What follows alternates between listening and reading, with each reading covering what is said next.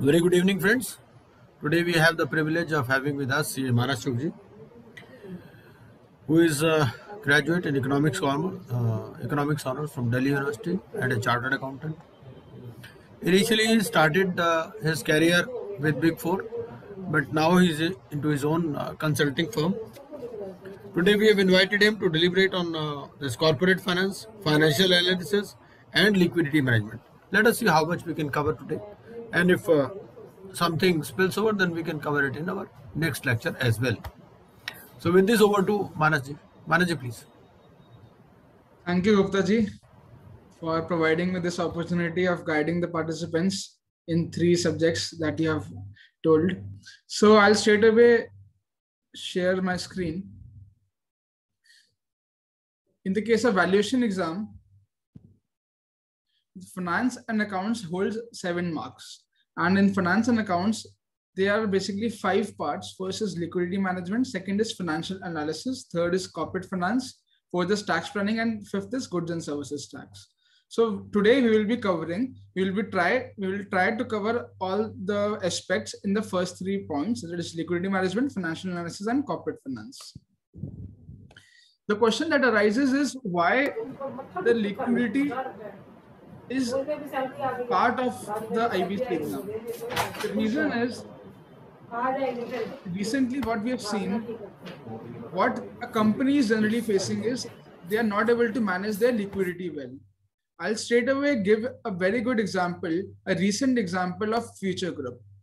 The Future Group, everyone must be aware of. Recently, जो अभी High Court और Supreme Court सबने ये judgment दिया, Supreme Court ने judgment दिया in the favor of Amazon, that जो Future की और जो Reliance की जो deal हुई थी regarding Future Retail को sale करने के लिए, वो कहने की Amazon ने arbitration के लिए डाल दी थी कि that doesn't comply with the arbitration norms, and Supreme Court ने अभी Amazon के फेवर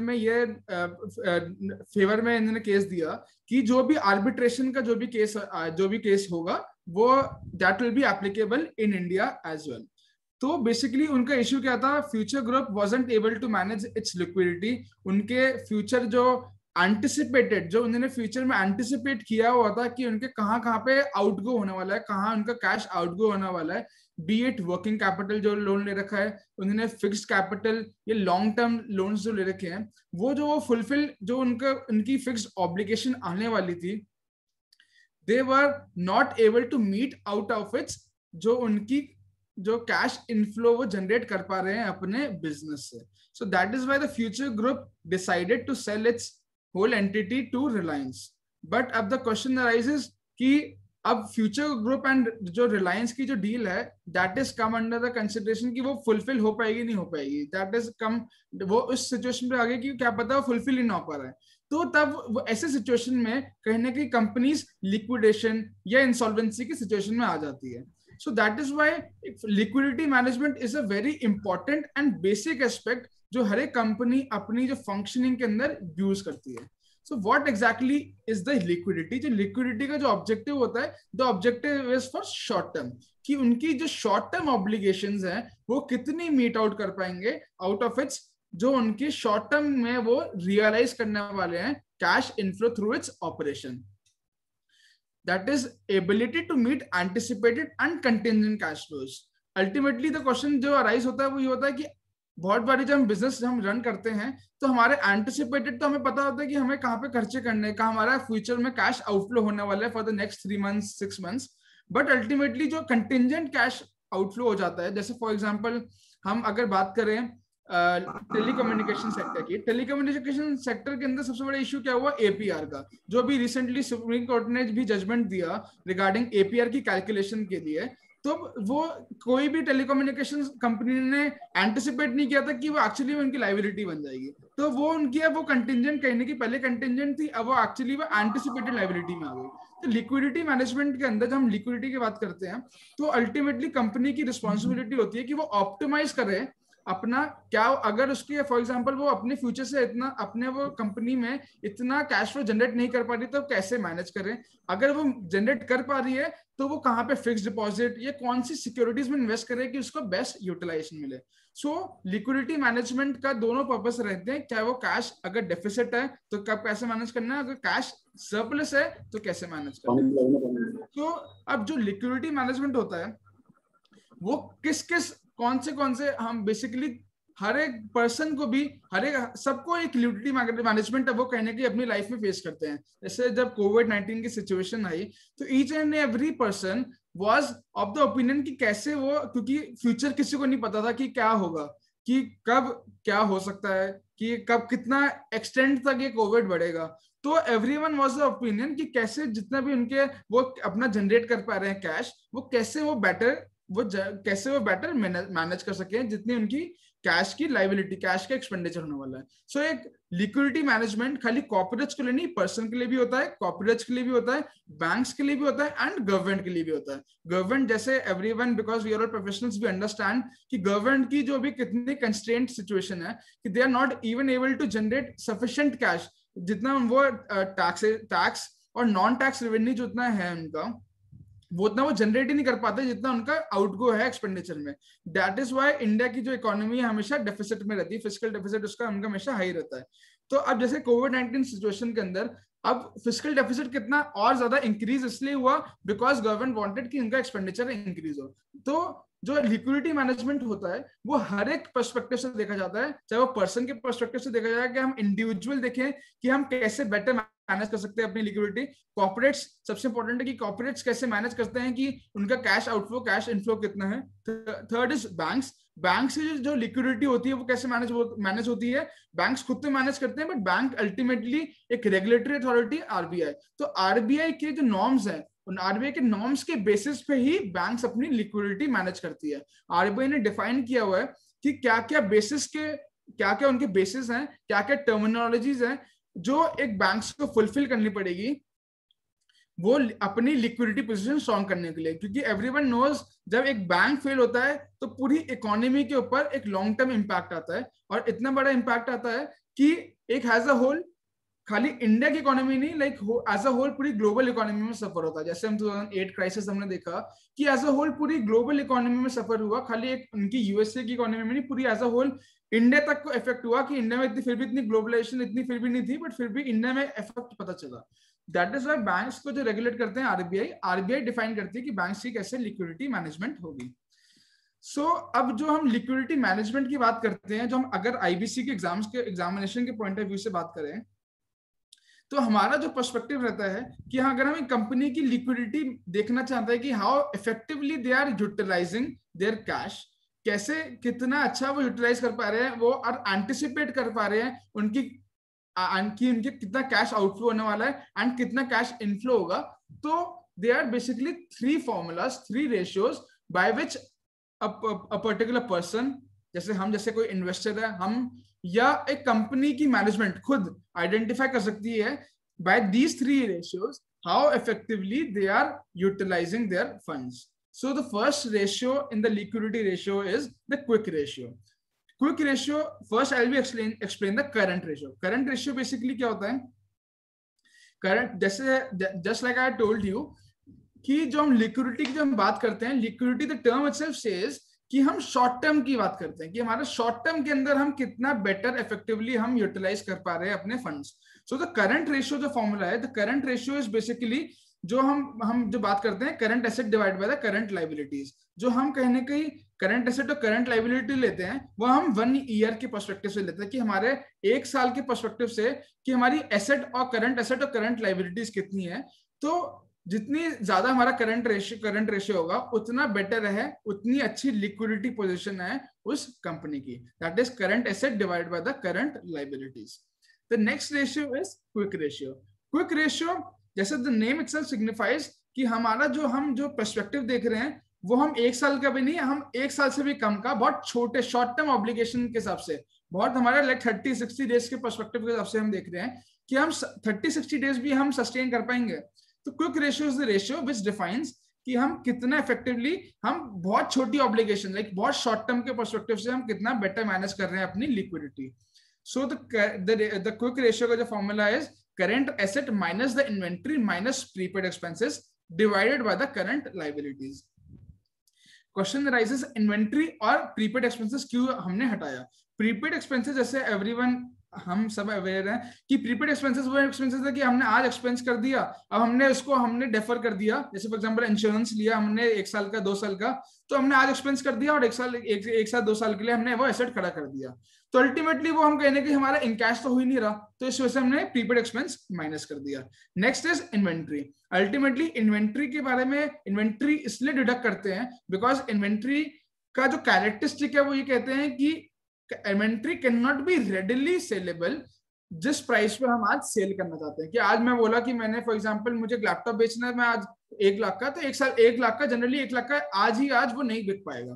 तो दैट इज वाई एक ये कैरेक्टरिस्टिक ऑफ इन्वेंट्री है कि inventory is not readily saleable. That is why हम क्विक रेशियो के लिए current asset minus the inventory minus prepaid expenses हम कैलकुलेट करते हैं.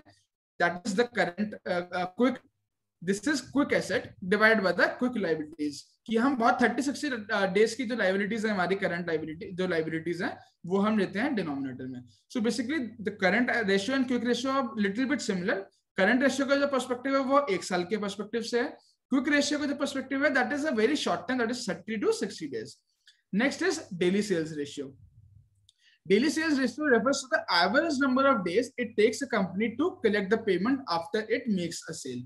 जैसे हम कोविड-19 सिचुएशन में सबसे बड़ा इशू ये हुआ था कि हमने सेल तो कर दी, पिछले लॉकडाउन के अंदर हमने सेल तो कर दी, but everyone was not aware of कि वो उसकी रीपेमेंट अल्टीमेटली जो बायर है वो कब रीपे करेगा. क्योंकि सबको ये कहने की क्वेश्चन अराइज हो गया था कि उनके जो कहने के अर्निंग्स हैं वो बहुत ह्यूज इंपैक्ट होने वाली है. So that is why daily sales ratio एक बहुत इंपॉर्टेंट रेशियो है while calculating the liquidity of a company.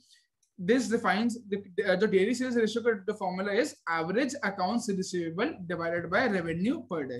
कि हमारी average accounts receivable कितनी है divided by revenue per day. This defines the daily sales ratio. So this is the basically 3 important ratios जिसके basis पे हम कोई भी कंपनी की एक लिक्विडिटी डिफाइन करना चाहते हैं कि वो कितना बेटर लिक्विडिटी मैनेज कर रहा है. उसके लिए हम ये 3 फॉर्मूलाज यूज करते हैं, चाहे वो हम इन्वेस्टर के पॉइंट ऑफ व्यू से देखें, चाहे वो हम मैनेजमेंट के पॉइंट ऑफ व्यू से देखें, या हम बैंक के पर्सपेक्टिव से देखें. So the question that arises is कि कंपनी लिक्विडेट क्यों, एक इंसॉल्वेंसी की पोजीशन में क्यों जाती है. That can be a macroeconomic reason and internal company reason. जो हम बात कर रहे हैं वो एक इंटरनल कंपनी का रीजन भी हो सकता है कि जो कहने की लिक्विडिटी मैनेज नहीं कर पा रहे हैं, उसका ये भी रीजन हो सकता है कि मैक्रो इकोनॉमिक में कि मतलब एक इकोनॉमी का डाउनफॉल हो रहा है. फॉर एग्जांपल कोविड-19 हुआ तो इकोनॉमी का डाउनफॉल शुरू हो गया, तो इस वजह से that is a macro economic reason. Internal company के रीजन का क्या हो सकता है कि जो कंपनी जो प्रोडक्ट मैन्युफैक्चर कर रही है, जो कंपनी जो प्रोडक्ट सेल कर रही है, उसके कहने की मार्केट में डिमांड ही खत्म हो गई, तो इसकी वजह से these are internal company reasons which affects and which leads to a company into insolvency. So next जो अभी हमने डिस्कस किया था वो हमने कॉर्पोरेट के पर्सपेक्टिव से डिस्कस किया था कि कॉर्पोरेट के पर्सपेक्टिव से अगर हम 3 रेशियोज डिफाइन कर रखे हैं. अगर हम बैंक के पर्सपेक्टिव से बात करें, जैसे हमने डिस्कस किया था कि बैंक्स के केस में आरबीआई डिफाइन करता है कि कैसे उनकी लिक्विडिटी बेटर परफॉर्म करनी है, कैसे बैंक्स अपनी लिक्विडिटी बेटर मैनेज करें. तो उसके लिए आरबीआई ने बहुत सारे specific ratios and rates define किए हुए हैं जो ईच एंड एवरी बैंक को मैंडेटरी फॉलो करने पड़ते हैं जस्ट टू मेक श्योर कि उस बैंक की लिक्विडिटी पोजीशन स्ट्रॉन्ग रहे. So these are basically 4 ratios जिसके बेसिस पे ये 4 रेशियोज ऐसे रेशियोज हैं जो बैंक्स को खुद ही अपने इंटरनली ये डिफाइन कर रखे हैं. इंटरनली बैंक को ये कुछ स्टिपुलेटेड रेशियोज ऐसे ये नहीं है कि आरबीआई ने डिफाइन किया कि liquid asset to demand deposit कितना होना चाहिए. ये वो 4 ऐसे रेशियोज हैं जो बैंक को खुद इंटरनल मैनेजमेंट के लिए ये 4 रेशियोज यूज करने पड़ेंगे. First is liquid asset to demand deposit, that is this is calculated by ratio of the assets matured within the time period of 1 year and the liabilities to be paid within the same period. जैसे हमने current asset, current liability, current ratio discuss किया था, similarly bank के case में liquid asset to demand deposit का formula है. Next is liquid asset to total assets, कि जितने बैंक्स के एक साल के अंदर जो इनके एसेट्स जो कहीं ना कहीं जो मैच्योर हो रहे हैं डिवाइड बाय इनके टोटल एसेट्स, की बैंक के टोटल एसेट्स कितने हैं. सो जितना higher the ratio the better liquidity position of the bank. जो भी हम रेशियो डिफाइन कर रहे हैं वो सब हर एक रेशियो के अंदर कॉमन कैरेक्टरिस्टिक क्या है कि higher the ratio the better it is for the company और the bank. This third is demand deposit to total deposit, कि बैंक की कितनी लाइबिलिटी आने वाली है एक साल के अंदर divided by the total deposits कितनी है. अगर इसके अंदर थोड़ा ऑपोजिट है कि अगर higher the ratio enhances the ability of the bank to pay its liability as and when they are demanded, कि इसके अंदर जैसी जितना ज्यादा demand deposit to total deposit जितना ज्यादा होगा, इसका मतलब क्या है कि बैंक के पास जो डिपॉजिट जो उसके डिमांड डिपॉजिट से कितनी ज्यादा है, अगर वो ज्यादा होगी इसका मतलब क्या है कि बैंक से अगर ये ज्यादा है इसमें कहीं ना कहीं लॉस हो सकता है बैंक के लिए, कि बैंक के पास ऐसे कस्टमर ज्यादा हैं जो कभी भी इमीडिएटली पैसे निकाल सकते हैं. तो demand deposit to total deposit का ये एक पर्सपेक्टिव हो सकता है कि जितना ज्यादा होगा उतना मतलब बैंक के लिए लॉस भी हो सकता है, कि इजीली वो अपने वो कस्टमर्स इजीली फंड निकाल सकते हैं, तो उनके कहीं ना कहीं एसेट्स जो खड़े हैं या जो उन्होंने लोन दे रखा है उसमें कहीं ना कहीं इशू आ सकता है. Advances to deposit, gross loan divided by the total deposits. So these are basic 4 ratios. ये examination point of view के लिए इतना important नहीं है, but ये बैंक के perspective के लिए अगर बैंक अपने खुद understanding करता है internal management के लिए, तो ये 4 ratios, ये 4 formulas use करता है. If in case कोई भी इस questions या clarifications या कुछ भी queries है, you can ask during the whole session in the chat box.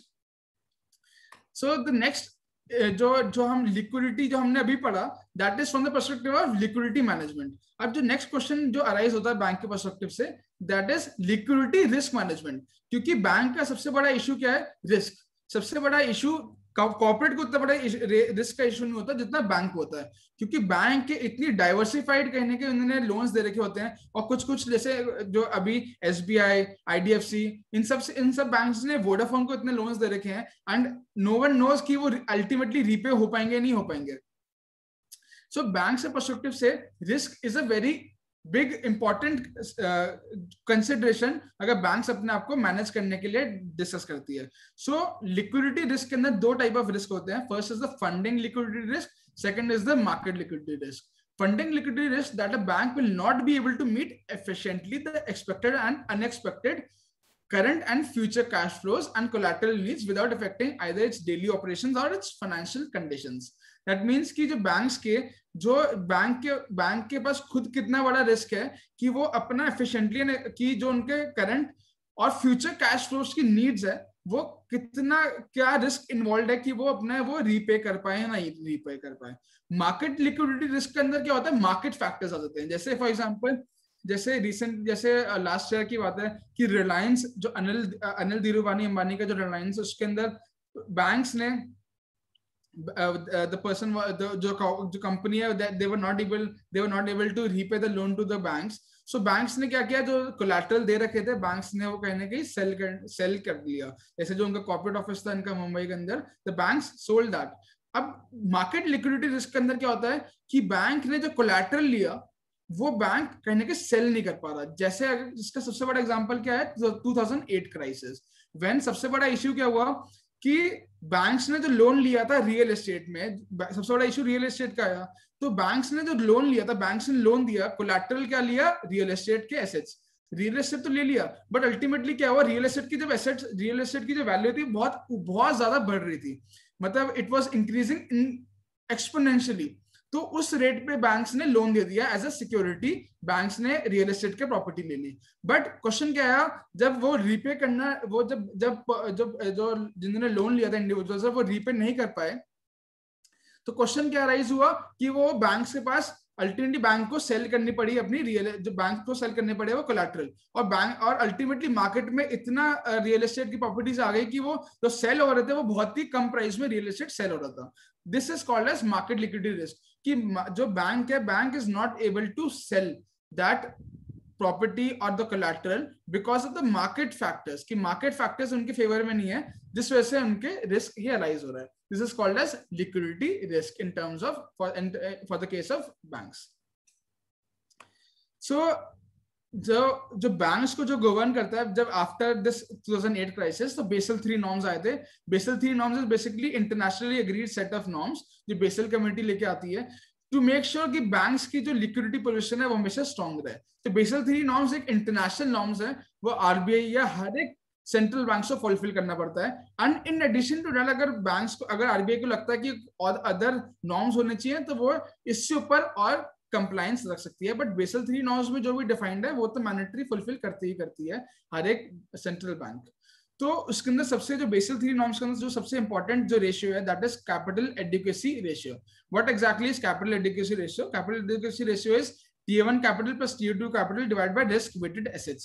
That means जो बैंक की खुद की कैपिटल है, जो बैंक के पास कैपिटल है, डिवाइडेड बाय बैंक्स ने जो एसेट, जो बैंक्स ने, बैंक के पास जो खुद की कैपिटल है, बैंक्स ने उससे जो एसेट जो क्रिएट किया है, उसका जो रेशियो कहते हैं capital adequacy ratio.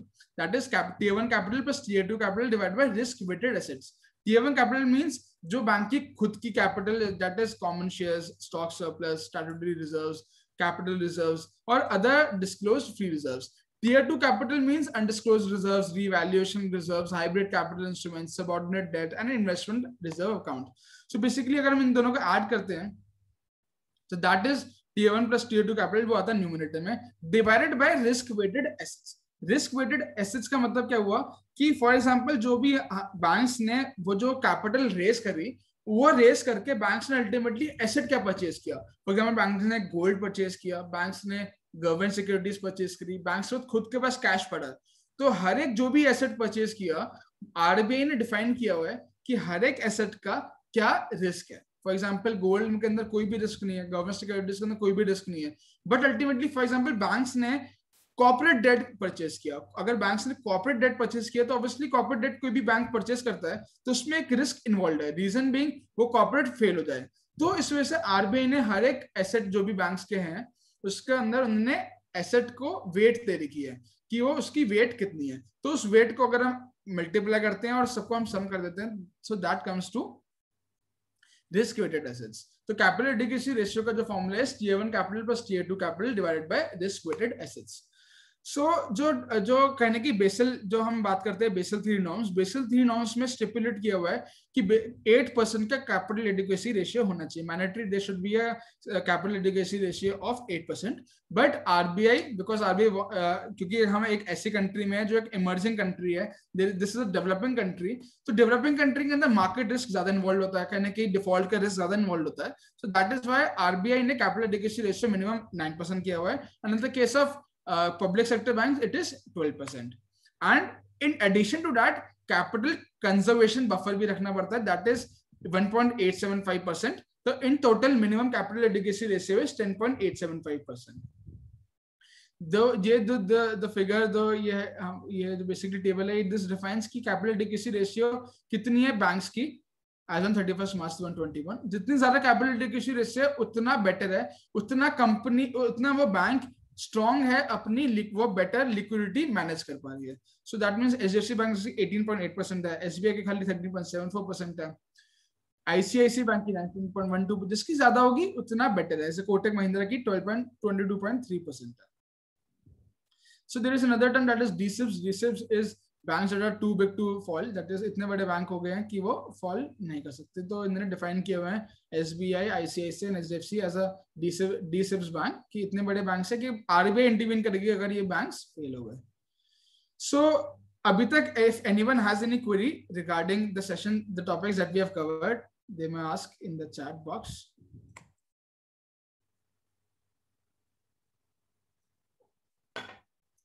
So the next portion is the liquidity management framework by the RBI. जो अब अभी recently ही like 3-4 days, आज to today's 13, so recently RBI की monetary policy आई थी. Monetary policy is the, जैसे गवर्नमेंट के पास रिस्पॉन्सिबिलिटी है fiscal policy की, मॉनेटरी पॉलिसी की responsibility is with the RBI, कि अल्टीमेटली जो करेंसी है हमारी, जो हमारे पास करेंसी इन सर्कुलेशन है, या कहने की मॉनेटरी जो चीजें हैं, वो आरबीआई के पास पावर है. तो RBI each and every month वो मीटिंग होल्ड करती है मॉनेटरी पॉलिसी, जिसमें 6 मेंबर्स हैं, and that is headed by the RBI का जो चेयरमैन है, दैट इज आरबीआई का जो गवर्नर है, दैट हेड्स इट.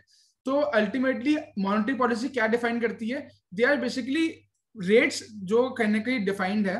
वो रेट्स क्या रेट्स है वो हम फ्यूचर स्लाइड्स में समझेंगे. That rates each and every bank has to follow, each and every bank has to comply, जिसके बेसिस पे एक पूरी एज अ होल इकोनॉमी में इम्पैक्ट पड़ता है. फर्स्ट जो सबसे इंपॉर्टेंट जो मॉनेटरी पॉलिसी के अंदर जो सबसे इंपॉर्टेंट जो पॉलिसी जो एक एस्पेक्ट है जो एक बैंक या आरबीआई को करती है, that is open market operation. So what exactly is open market operation? Open market operation अगर हम बात करें आरबीआई के पर्सपेक्टिव से, this is the most used operation that is undertaken by RBI. I'll show the screen of RBI website as well, there, where we can understand how frequently the RBI deals in the open market operation. So what exactly is the open market operation? Open market operation is RBI जो buy या sell करती है government securities in the open market, that is called as open market operation. So question arises, जब RBI अपने जो RBI government security cell करती है, purchase करती है, इससे एक इकोनॉमी में क्या इंपैक्ट पड़ता है?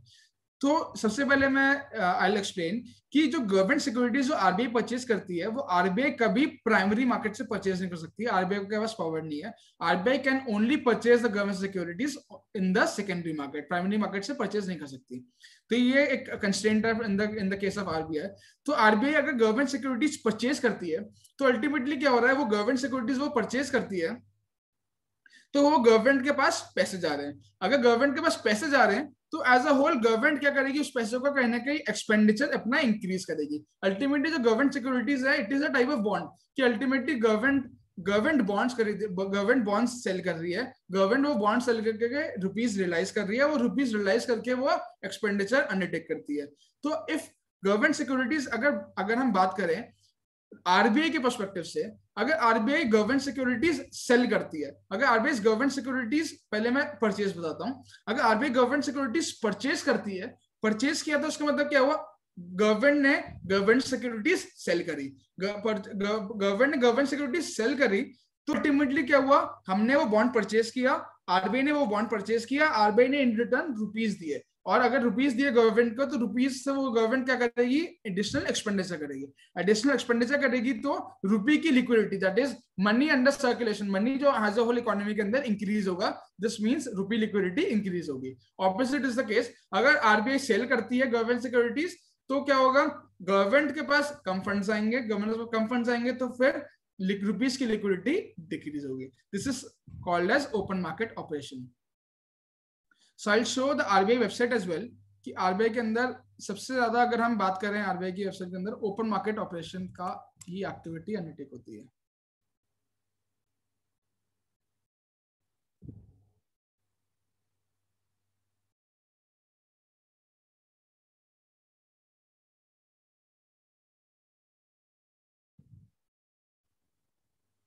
I hope everyone is able to see the screen. So जो दिस इज द आरबीआई की वेबसाइट. आरबीआई की वेबसाइट के अंदर सबसे इंपॉर्टेंट जो है, RBI announces open market purchase of government securities of India under GSec acquisition programme. So सबसे ज्यादा अगर, और एक गवर्नमेंट ये पूरा प्रोग्राम बताती है कि कब कौन सी डेट की मैच्योरिटी है, कितने परसेंटेज में वो परचेज कर रही है. तो सबसे ज्यादा जो आरबीआई जो अंडरटेक करती है operation to manage the liquidity of the whole government as well as the economy, तो सबसे इंपॉर्टेंट क्राइटेरिया क्या है इसके अंदर, open market operation. So I believe everyone is aware, everyone is able to understand कि open market operation का ultimately benefit क्या होता है, कि अल्टीमेटली ओपन मार्केट ऑपरेशन से यूज क्या है जो हम एक आरबीआई इतना अंडरटेक करती है. Next is cash reserve ratio and statutory liquidity ratio. CRR and SLR I believe सबको पता ही होगा, बट मैं जस्ट ब्रीफ करूंगा. सीआरआर इज बेसिकली कि एक बैंक को कितना कैश अपने पास रखना पड़ता है. तो जितना ज्यादा कैश रिजर्व रेशियो होगा, उतना ज्यादा कैश बैंक अपने पास रखेगी. अगर बैंक उतना ज्यादा कैश अपने पास रखेगी, तो वो कहीं ना कहीं लोन डिसबर्स नहीं कर पाएगी. अगर वो लोन डिसबर्स नहीं कर पाएगी, तो क्या होगा, बैंक की प्रॉफिटेबिलिटी पे इंपैक्ट पड़ेगा, तो अल्टीमेटली लिक्विडिटी पे इंपैक्ट पड़ेगा एज अ होल इकोनॉमी के अंदर. That is why last year during the COVID CRR का जो रेशियो था, it was reduced from 4% to 3%, but as अब जैसे situation is normalising, the CRR rate is back to 4%. CRR का formula is ultimately जो कितना कैश बैंक अपने पास, the average daily balance that a bank is required to maintain divided by the net demand and time liabilities of that bank. SLR का purpose क्या है कि banks कितना परसेंट अपना net demand and time liabilities का अपने जो उनको इन्वेस्टमेंट करना है हाईली ऐसे एसेट्स में जो जिसके अंदर कोई रिस्क इन्वॉल्व नहीं है, जैसे गोल्ड हो गया, गवर्नमेंट सिक्योरिटीज हो गई, ऐसे एसेट्स में जहां पे कोई भी रिस्क इन्वॉल्व नहीं है। तो एसएलआर का जैसे अभी रेशियो अभी currently it is 18%, that means 18% of the total net demand and time liabilities a bank has to invest into those kind of assets that are highly safe. There is zero chance कि वो कहीं ना कहीं default करेंगे। सो SLR or CRR are very important instruments by the RBI. Sure. So I've received one question कि 90 and 80% का क्या logic है। So basically ये जो बेसिकली 90 और 80% का क्या था, इसमें RBI ने, क्योंकि जब जैसे लास्ट ईयर जब कहीं ना कहीं इशू क्रिएट हुआ था बिकॉज ऑफ द कोविड-19, तो ये क्योंकि डेली, अगर हम डेली की बात करें, जो हमने ऐसे बात करी कैश रिजर्व रेशियो की, दैट इज 4%, दैट मींस जो भी हमारे net demand and time liabilities है दैट शुड बी 4%। अब फॉर एग्जांपल में हमारी net demand and time liability is 1000 crore, तो 1000 करोड़ का जो 4% है बैंक को कहीं ना कहीं अपने पास कैश मेंटेन करना पड़ेगा। अब जैसे 40 करोड़ बैंक को अपने हमेशा कैश मेंटेन करना पड़ेगा, तो बैंक के पास क्या होता है, कभी कभार 40 का 38 हो गया, 38 का 35 हो गया, और कभी कभार 40 का 45 हो गया या 50 हो गया। तो अल्टीमेटली जो हम डेली की बात करें, डेली बैंक के पास, डेली बैंक को 4% मेंटेन नहीं करना, उसके अंदर लीवे दिया हुआ है कि 90%, दैट मींस 4% का 90%, दैट मींस 3.6% बैंक को डेली मेंटेन करना पड़ेगा, उससे नीचे नहीं जा सकता। एंड हम जो अगर बात करें फोर्टनाइटली 15 दिन का एवरेज निकालेंगे तो वो 4% से ऊपर होना चाहिए। तो जो 90% का कॉन्सेप्ट है वो ये कॉन्सेप्ट है कि अगर हम डेली, अगर हम फॉर एग्जांपल बैंक का 4% से थोड़ा सा कम हो गया, तो ये नहीं है कि बैंक का नॉन कंप्लायंस हो गया, थोड़ा सा कम हो सकता है, बट एज अ होल अगर हम फोर्टनाइटली बात करें तो एवरेज उसका 4% से ऊपर होना चाहिए। तो 90% से नीचे नहीं जा सकता, 90% इज द लास्ट, जो 90% ऑफ द 4%, उससे नीचे नहीं जा सकता। बट बैंक आरबीआई ने लीवे दिया है कि आप 90% तक आप लेके जा सकते हो of the CRR rate. So I believe the question is clear. Manju, I believe your answer, you have got your answer. So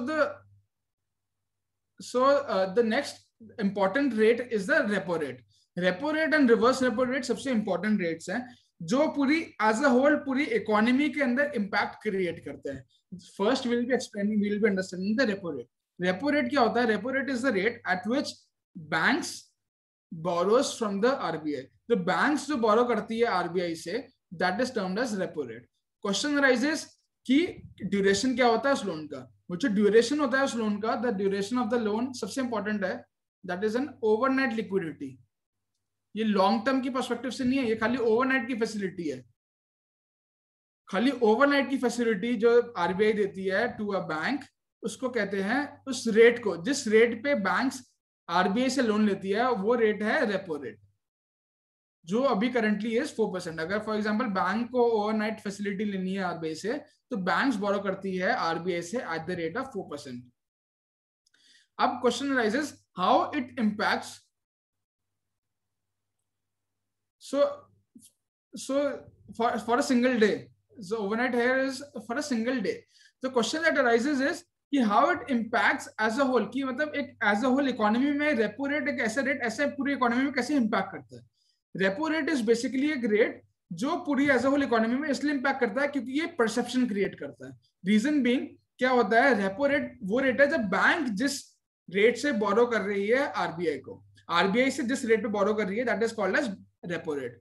तो currently for example repo rate is 4%। अब for example repo rate increase कर दिया to 5%। अगर repo rate 5% increase कर दिया तो banks ने जो बोरो किया वो इंक्रीज रेट पे बोरो किया। अगर बैंक्स इंक्रीज रेट पे बोरो करेगा तो बैंक्स जो लेंड करेगा टू कस्टमर्स लाइक अस या कॉर्पोरेट्स, वो भी इंक्रीज रेट में लेंड करेगा। अगर जो हम जैसे जो फॉर एग्जांपल इंडिविजुअल और कॉर्पोरेट्स इंक्रीज रेट में अगर वो बोरो कर रहे हैं, तो जो इंडिविजुअल या कॉर्पोरेट्स होंगे वो प्रेफर करेंगे कि हम बोरो ही ना करें, हम कहने के इक्विटी रेज करें, हम बोरो ही ना करें। अगर हम बोरो नहीं करेंगे तो अल्टीमेटली हमारे पास कहने के हम वो हमारा सिचुएशन कब आती है, हम बोरो ना करें, हम कहने के कैपिटल एक्सपेंडिचर नहीं करना चाह रहे, हम कहने के न्यू एक्सपेंडिचर नहीं करना चाह रहे, तो हम चाहते हैं कि अगर हम ज्यादा रेट पे बोरो कर रहे हैं तो हम क्या करते हैं, हम अपने एक्सपेंडिचर को डिले करते हैं। अगर हम एक्सपेंडिचर को डिले करते हैं तो उससे क्या होता है, इकोनॉमी के अंदर कहीं ना कहीं रिसेशन, या कहीं ना कहीं ऐसा टाइम आता है कि ईच एंड एवरी पीपल कम लोन लेते हैं। कम लोन लेंगे तो एक money supply as a whole economy के अंदर कम हो जाती है। मनी सप्लाई कम होती है तो कहीं ना कहीं इन्फ्लेशन डाउन होता है। दिस इज द इम्प्लीकेशन कि इन्फ्लेशन के ऊपर भी इंपैक्ट करता है। The opposite is the case with repo rate decrease. अगर जैसे हम कोविड-19 की बात करें, कोविड-19 के अंदर रेपो रेट को डिक्रीज कर दिया था। The reason is repo rate decrease किया, जैसे फॉर एग्जांपल 4% से 3.5% लेके आ गए। इसका मतलब क्या हुआ, बैंक का जो रेट है, जिस रेट पे बोरो कर रहा है आरबीआई से, वो डिक्रीज हो गया। बैंक कम रेट पे बोरो करेगा, उससे क्या इंप्लीकेशन है, बैंक कम रेट पे कॉर्पोरेट्स या इंडिविजुअल्स को लोन देगा।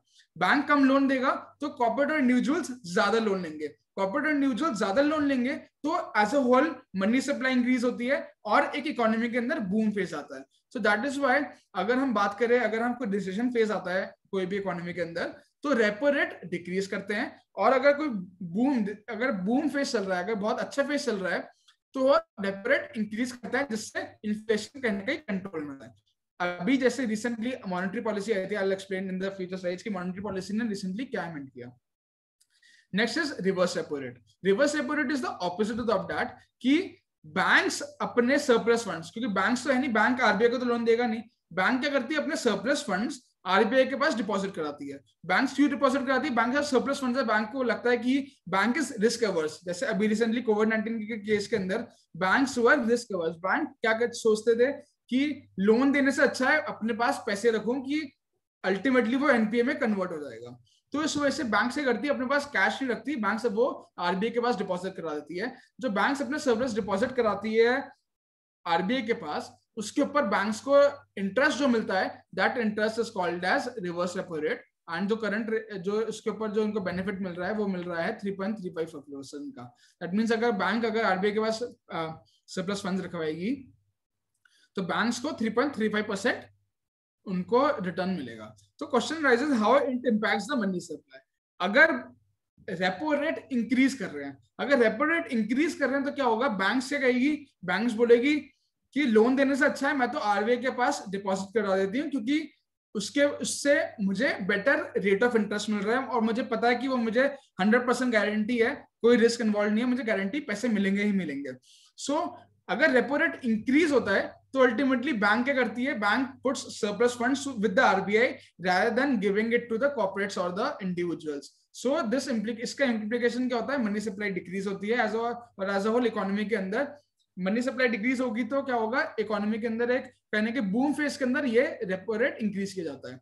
अब लास्ट ईयर क्या हुआ, रेपो रेट डिक्रीज, आरबीआई ने रेपो रेट डिक्रीज कर दिया 3.35% से, आरबीआई ने 2.93% के अराउंड डिक्रीज कर दिया था रिवर्स रेपो रेट, क्योंकि आरबीआई को पता था कि ये बैंक्स अल्पी सारे रिस्क अवर्स है, तो बैंक से करती थी कि सारे अपने सरप्लस फंड्स आरबीआई के पास रखवाती थी और उसके ऊपर अच्छा रिटर्न मिल रहा था। तो आरबीआई ने उसका रिवर्स रेपो रेट डिक्रीज कर दिया, जिसकी वजह से बैंक्स को अल्टीमेटली लोन्स देने पड़े। अल्टीमेटली बैंक्स को लोन देंगे तो मनी सप्लाई इंक्रीज होगा। बट कोविड-19 सिचुएशन में बैंक्स ने रेपो रेट फिर भी डिक्रीज, रिवर्स रेपो रेट इतना डिक्रीज हो गया, बट बैंक्स क्या करती थी, rather than giving it to the loan to the corporates, वो कहने के आरबीआई के पास ही सरप्लस डिपॉजिट्स रखवाती थी। But the purpose of the reverse repo rate is कि जिस रेट पे बैंक्स को अपना रिटर्न मिलेगा by keeping their surplus funds with the RBI.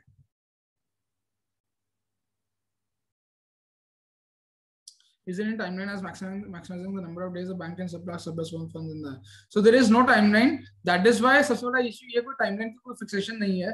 तो आरबीआई बैंक क्या करती है, अपने जब वो रिस्क अवर्स फील करती है तो वो आरबीआई के पास डिपॉजिट कर सकती है।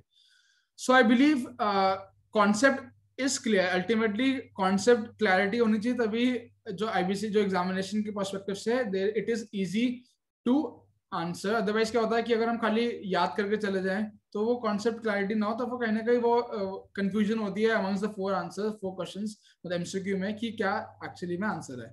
So I believe if anyone has any query till now कि जो भी हमने पढ़ा है रेपो रेट और रिवर्स रेपो रेट का क्या इम्पैक्ट है इकोनॉमी के अंदर एज वेल एज कि आरबीआई क्यों यूज करती है, तो they can ask in the chat box, otherwise I will move to the next slide.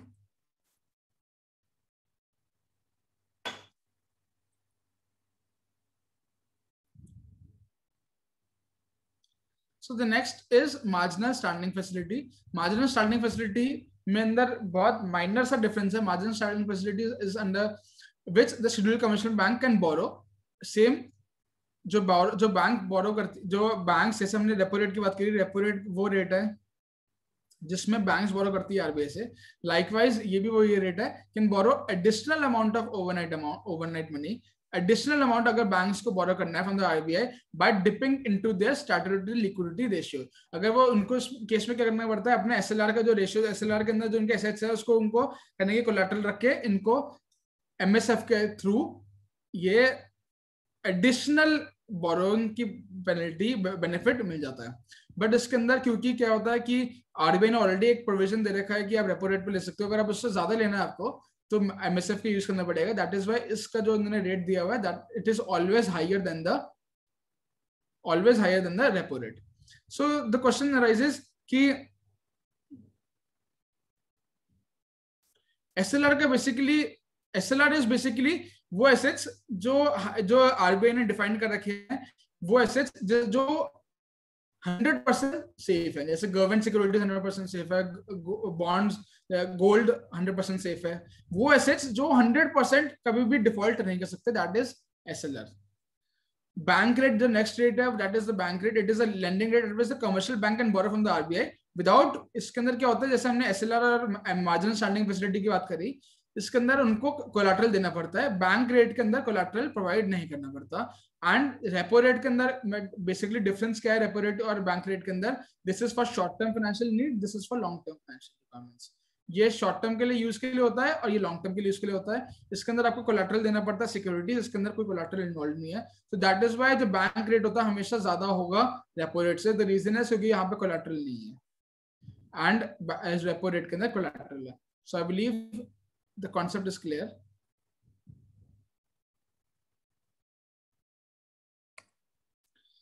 So this is the highlights of the Monetary Policy Committee that was held on 4th to 6th August.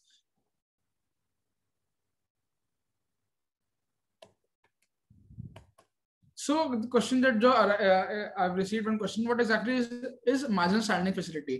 जो repo rate जो है, repo rate के अंदर जो loan की जो borrowing करती है, जो बैंक बोरो करता है, उसमें कहीं ना कहीं आपको सिक्योरिटी तो प्रोवाइड करनी पड़ती है, but there is a limitation to it कि आप कितना बोरो कर सकते हैं. It is been defined by the RBI के मैकेनिज्म है, उसमें डिफाइन किया हुआ है कि आप कितना बोरो कर सकते हो under the case of repo rate. But अगर उससे ज्यादा बोरो करना है, उससे ज्यादा भी बोरो कर सकते हो, जिस रेट पे आप बोरो करोगे उस रेट को हम कहते हैं marginal standing facility rate, that is 4.25%. That is this is additional amount.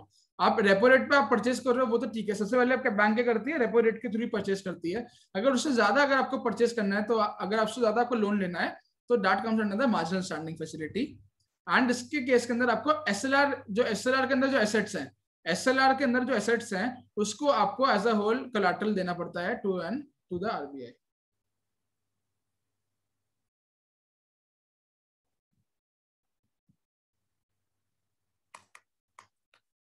So this was the highlights of the Monetary Policy Committee, जो अभी recently 4 to 6 अगस्त को ही Monetary Policy Committee हुई है. एंड इस Monetary Policy Committee के अंदर जो सबसे जो चेंजेस जो उन्होंने बताए, जो उन्होंने कहने के डिक्लेयर किया है, that is the policy repo rate है. जो रेपो रेट है that remains unchanged at 4%. अब गवर्नमेंट का स्टांस, आरबीआई का स्टांस है कि वो अकोमोडेटिव स्टांस में है, कि वो कहने के चेंज नहीं कर रही, क्योंकि अभी government wants normalisation and stabilisation. तो इन्होंने बैंक्स ने रेपो रेट में कुछ भी चेंज नहीं किया.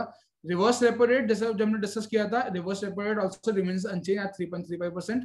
मार्जिनल स्टैंडिंग फैसिलिटी जो बैंक्स ने दे रखी है एंड बैंक रेट जो दोनों है, दैट रिमेंस एट 4.25%. सो अभी जो रिसेंटली बैंक की जो मॉनेटरी पॉलिसी जो कमेटी हुई थी, उसमें आरबीआई ने कुछ भी रेट में चेंज नहीं किया. सो बेसिकली दिस इज सबसे इंपॉर्टेंट. अगर हम बात करें बैंक के पर्सपेक्टिव से या इकोनॉमी की बात करें, तो ये रेट्स इतने इंपॉर्टेंट रेट्स हैं कि आरबीआई को स्पेसिफिकली डिक्लेयर करने पड़ते हैं. एंड ये इससे कहने के अगर ये रेट डिक्रीज होते हैं तो एक बहुत एक इकोनॉमी के अंदर कोई ना कोई चेयर आता है कि this will improve the as a whole economy, but क्या होता है, each and everything has its consequences. Repo rate decrease करेंगे तो कहीं ना कहीं हम लोन तो इंक्रीज करेगी बैंक, बट उससे क्या होगा, मनी सप्लाई इंक्रीज होगी, मनी सप्लाई इंक्रीज होगी तो उससे क्या होगा, इन्फ्लेशन बढ़ेगा। तो अब क्वेश्चन क्या हो रहा है, रिपरकशन इफेक्ट्स आ रहे हैं कि आपने रेपो रेट तो लास्ट ईयर डिक्रीज कर दिया, बट अब क्या हो रहा है, रिपरकशन इफेक्ट क्या आ रहा है, इन्फ्लेशन इंक्रीज हो रहा है। तो अब हम रिसेंटली जैसे बात कर रहे हैं इन्फ्लेशन डिक्रीज हो रहा है, बट अब क्या हो रहा है, क्योंकि अब लाइक 3-4 मंथ से इनकी जो रेपो रेट्स और सारे रेट्स है कांस्टेंट है, तो अब इन्फ्लेशन, अगर हम रिसेंटली कल की ही न्यूज है कि गवर्नमेंट ने इन्फ्लेशन रेट्स डिक्लेयर किए थे, तो repo rates have started, basically inflation rate have started to normalize now. So basically इतना बड़ा इम्पैक्ट है इस रेट्स का कि पूरी इकोनॉमी की मनी सप्लाई चेंज होती है, प्लस इंटरेस्ट इन्फ्लेशन रेट भी पूरा इम्पैक्ट होता है। So this is basically how liquidity management, ये जो पर्सपेक्टिव है, ये लिक्विडिटी मैनेजमेंट का इंपॉर्टेंट पर्सपेक्टिव गवर्नमेंट के पर्सपेक्टिव से भी हो सकता है एंड बैंक के पर्सपेक्टिव से भी होता है। NPS everyone must be aware of कि एनपीए क्या होते हैं रिसेंटली, क्योंकि हम हर जगह हम यही देखते हैं कि एनपीएस कहने की डिक्लेयर हो गए हैं, प्रोविजनिंग कहने के बैंक्स की इंक्रीज हो रही है। सो बेसिकली वो एनपीएस इज बेसिकली जो एसेट्स जो कहने के बैंक से लोन दे रखे हैं और जो डिफॉल्ट के केस में आ गए हैं। तो आरबीआई ने डिफाइन किया कि आपको एनपीए कब डिक्लेयर करना है, कब आपकी क्या प्रोविजनिंग बनानी है। So this is basically substandard asset, doubtful asset or loss asset. This is not much of relevance from the point of view of the examination. So this is the whole of liquidity management. अभी तक किसी को जो liquidity management जो हमने अभी study किया उसमें किसी को कोई भी डाउट है, they can ask.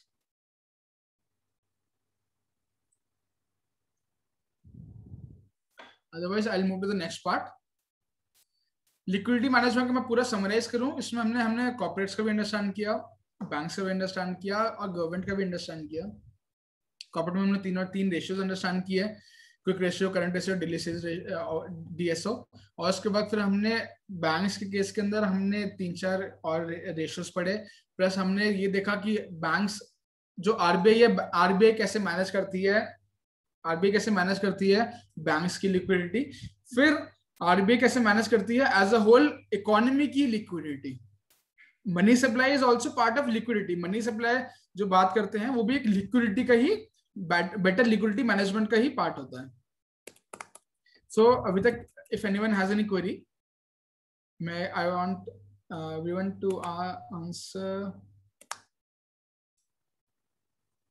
This question, I want everyone to answer this question, this one.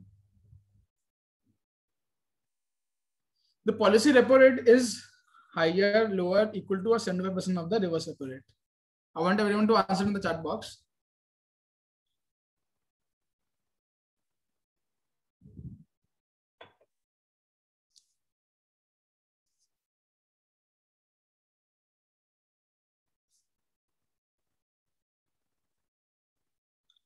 I want everyone to answer so the concept clarity will be there. Policy repo rate ज्यादा होगा reverse repo rate से, कम होगा, या equal होगा या 75% होगा?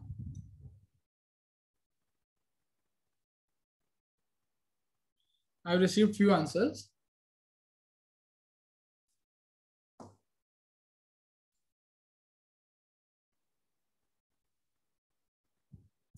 Yes, the correct answer is A. The reason is repo rate वो rate है जब बैंक बोरो कर रही है आरबीआई से, तो बैंक जो बोरो करेगी वो ऑब्वियसली हायर रेट पे बोरो करेगी, rather than the बैंक अपना सरप्लस फंड्स रखवा रही है आरबीआई के पास। So that is why repo rate जो होगा हमेशा ज्यादा होगा रिवर्स रेपो रेट से।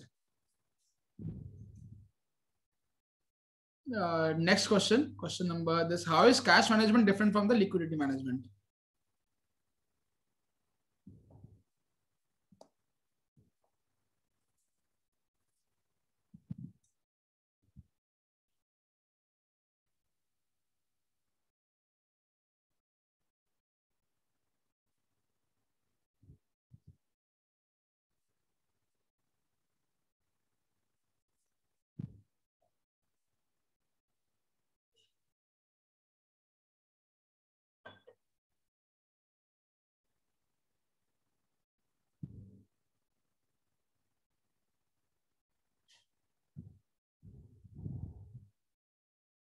Most of the people have given the right answer, that is C.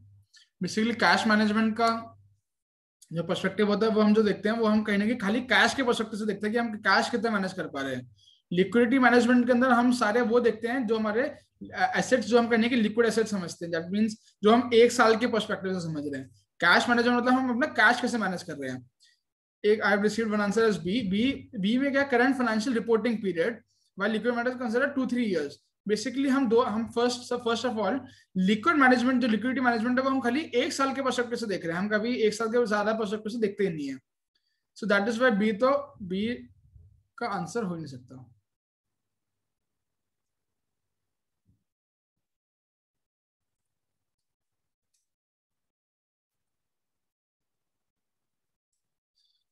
So next I'll move to the next part, that is corporate finance.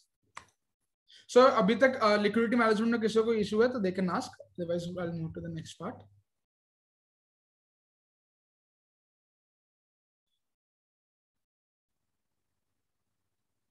So corporate finance, ultimately what exactly is corporate finance? Corporate finance is concerned with the efficient and effective management of the finances of an organization in order to achieve the objective of the organization.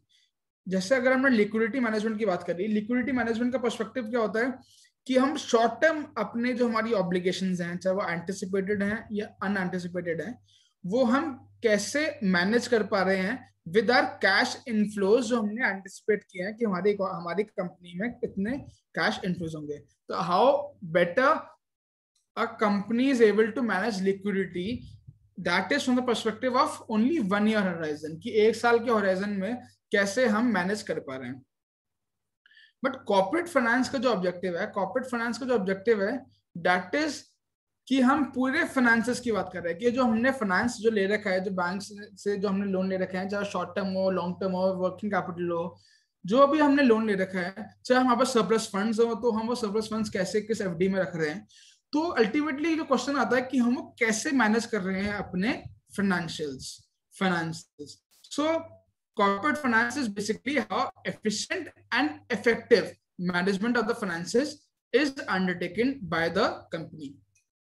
So what it involves, planning and controlling the provision of the resources, की planning and controlling की कैसे where funds are raised from, where funds are deployed to, कि ultimately मैं जो funds ले रहा हूँ वो मैं ultimately deploy मैं खाली working capital में करूँगा या fixed asset purchase करने में करूँगा। Next is the funds are being used effectively or not, कि ultimately siphoning of the funds तो नहीं हो रहा। So basically this is the major aspects in the corporate finance, where हम understand करते हैं कि हम लोन कहाँ से लें, कहाँ से हमारा लोन, अल्टीमेटली लोन कहाँ से लेनी, हम फंड्स कहाँ से अरेंज करें, कि हम कैपिटल रेज करें थ्रू इक्विटी और डेट या प्रेफरेंशियल शेयर्स। जैसे अगर हम अभी बात करें स्टार्टअप्स की, स्टार्टअप्स लोन क्यों नहीं ले रहे, लोन इसलिए नहीं ले रहे बिकॉज अल्टीमेटली वो रीपे करना पड़ेगा, जो अल्टीमेटली उनको जो लोन रीपे करना पड़ेगा वो क्या पता वो ऑब्लिगेशन कभी फुलफिल ना कर पाए, उनके पास इतना कैश वो जनरेट ही नहीं कर रहा।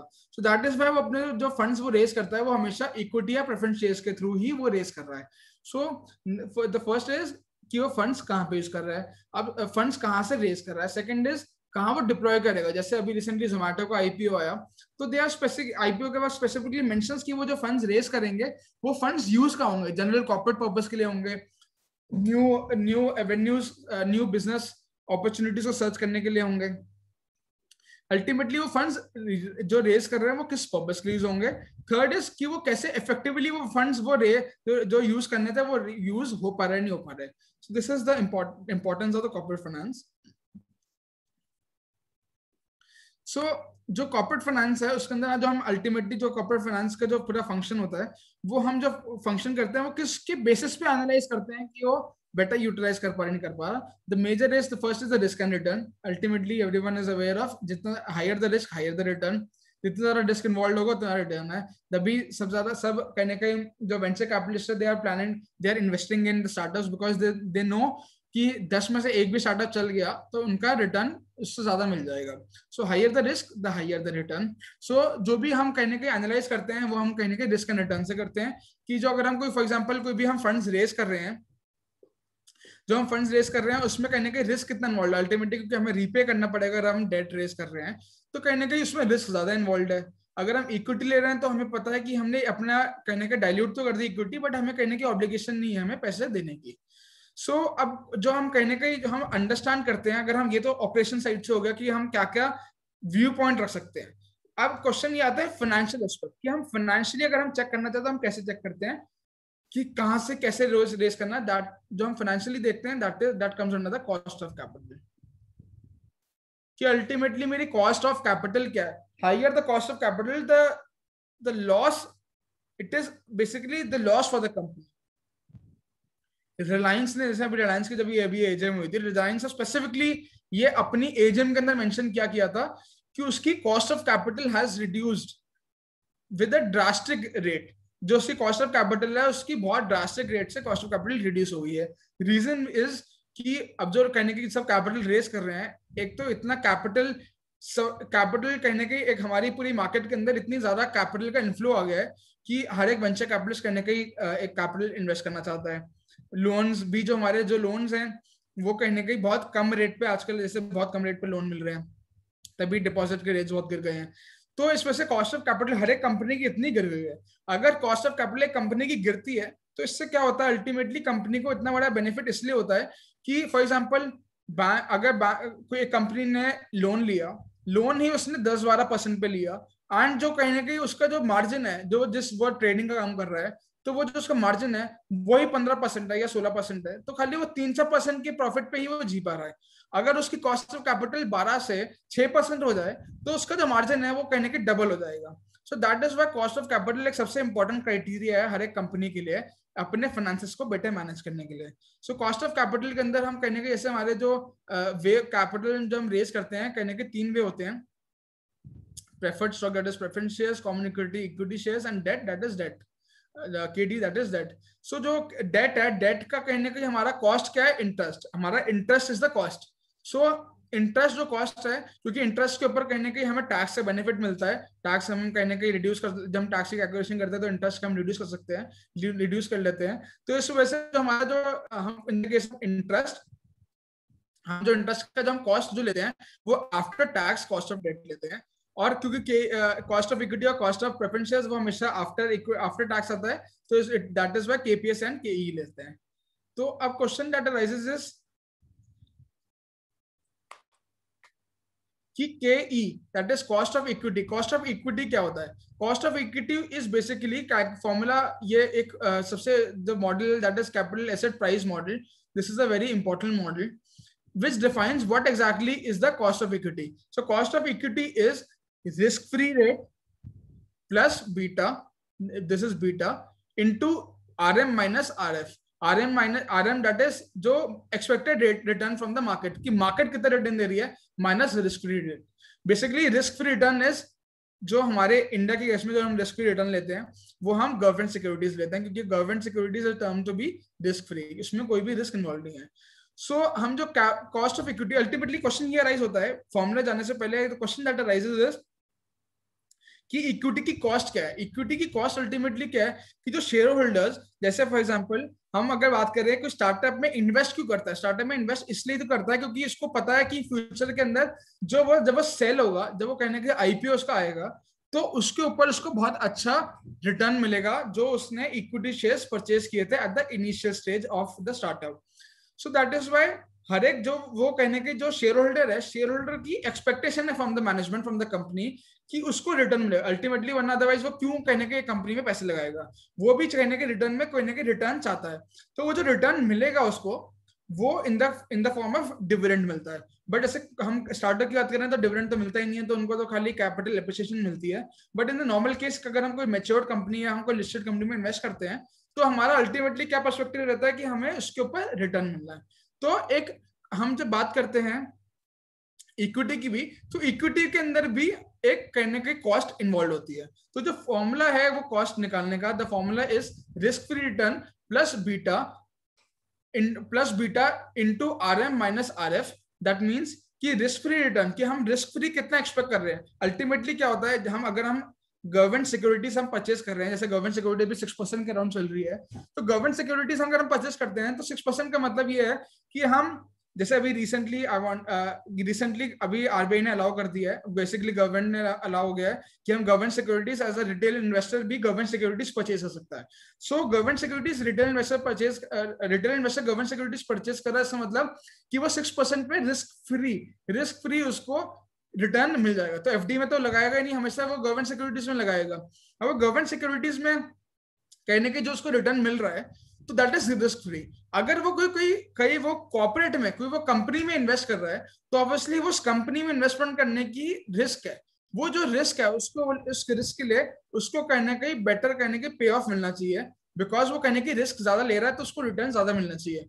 तो वो जो ज्यादा रिटर्न मिल रहा है, दैट इज जो वो कहने के इसको प्रीमियम मिल रहा है, वो प्रीमियम का formula is beta into risk return from the market minus RF. Beta is basically beta coefficient sensitivity of the company, कि अगर हम अगर लिस्टेड कंपनीज की बात करें, तो अगर हम फॉर एग्जांपल सेंसेक्स में कितना, सेंसेक्स कोई फॉर एग्जांपल अगर बढ़ता है तो उस कंपनी में क्या इंपैक्ट आ रहा है, तो वो कहते हैं beta into risk RM, that is market से कितना एक्सपेक्टेड रिटर्न मिल रहा है एज अ होल, एवरेज पूरी मार्केट में कितना रिटर्न मिल रहा है minus the risk free return. So this is basically the formula for KE, that is cost of equity. अब हम जब बात करते हैं कॉस्ट ऑफ कैपिटल, अगर हम कॉस्ट ऑफ कैपिटल निकालने की बात करते हैं, तो हम जो कॉस्ट ऑफ कैपिटल निकालते हैं, ये नहीं करते खाली कि हमने ऐड कर दिया सारे केई केडी एंड केपी हमने ऐड कर दिया तो कॉस्ट ऑफ कैपिटल निकल गया, ऐसे नहीं होता। द फॉर्मूला इज, जो हम जब कॉस्ट ऑफ कैपिटल निकालते हैं वो हम इसको वेटेड एवरेज करते हैं। वेटेड एवरेज का मतलब क्या हुआ, हम हर एक चीज को वेट देते हैं। दैट इज फॉर एग्जांपल अगर हम बात करें, हमने कैपिटल रेस किया है 1000 करोड़ का, 1000 में से हमने 200 करोड़ हमने इक्विटी रेस करी, 400 करोड़ प्रेफरेंस करे एंड हमने 400 करोड़ हमने डेट रेस कर दिया। तो हमारा इक्विटी का क्या वेट हुआ, 200 crore divide by 1000 crore, that is 20%। Likewise 40% in the case of debt, 40% in the case of preferences.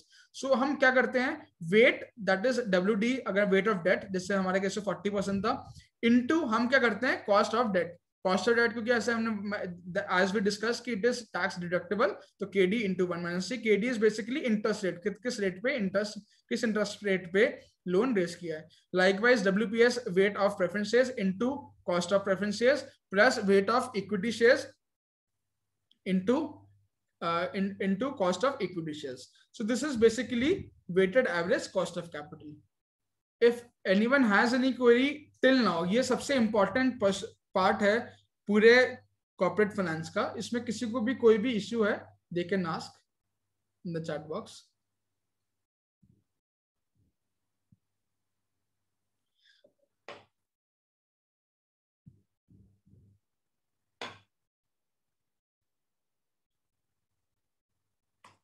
तो अगर हम कभी बात करते हैं कोई भी हम कंपनी की वैल्यूएशन भी जब हम निकालते हैं, तो वैल्यूएशन जब हम निकालते हैं तो उसके अंदर हमारा जब डिनोमिनेटर में हम क्या रखते हैं, हमारी कॉस्ट ऑफ कैपिटल।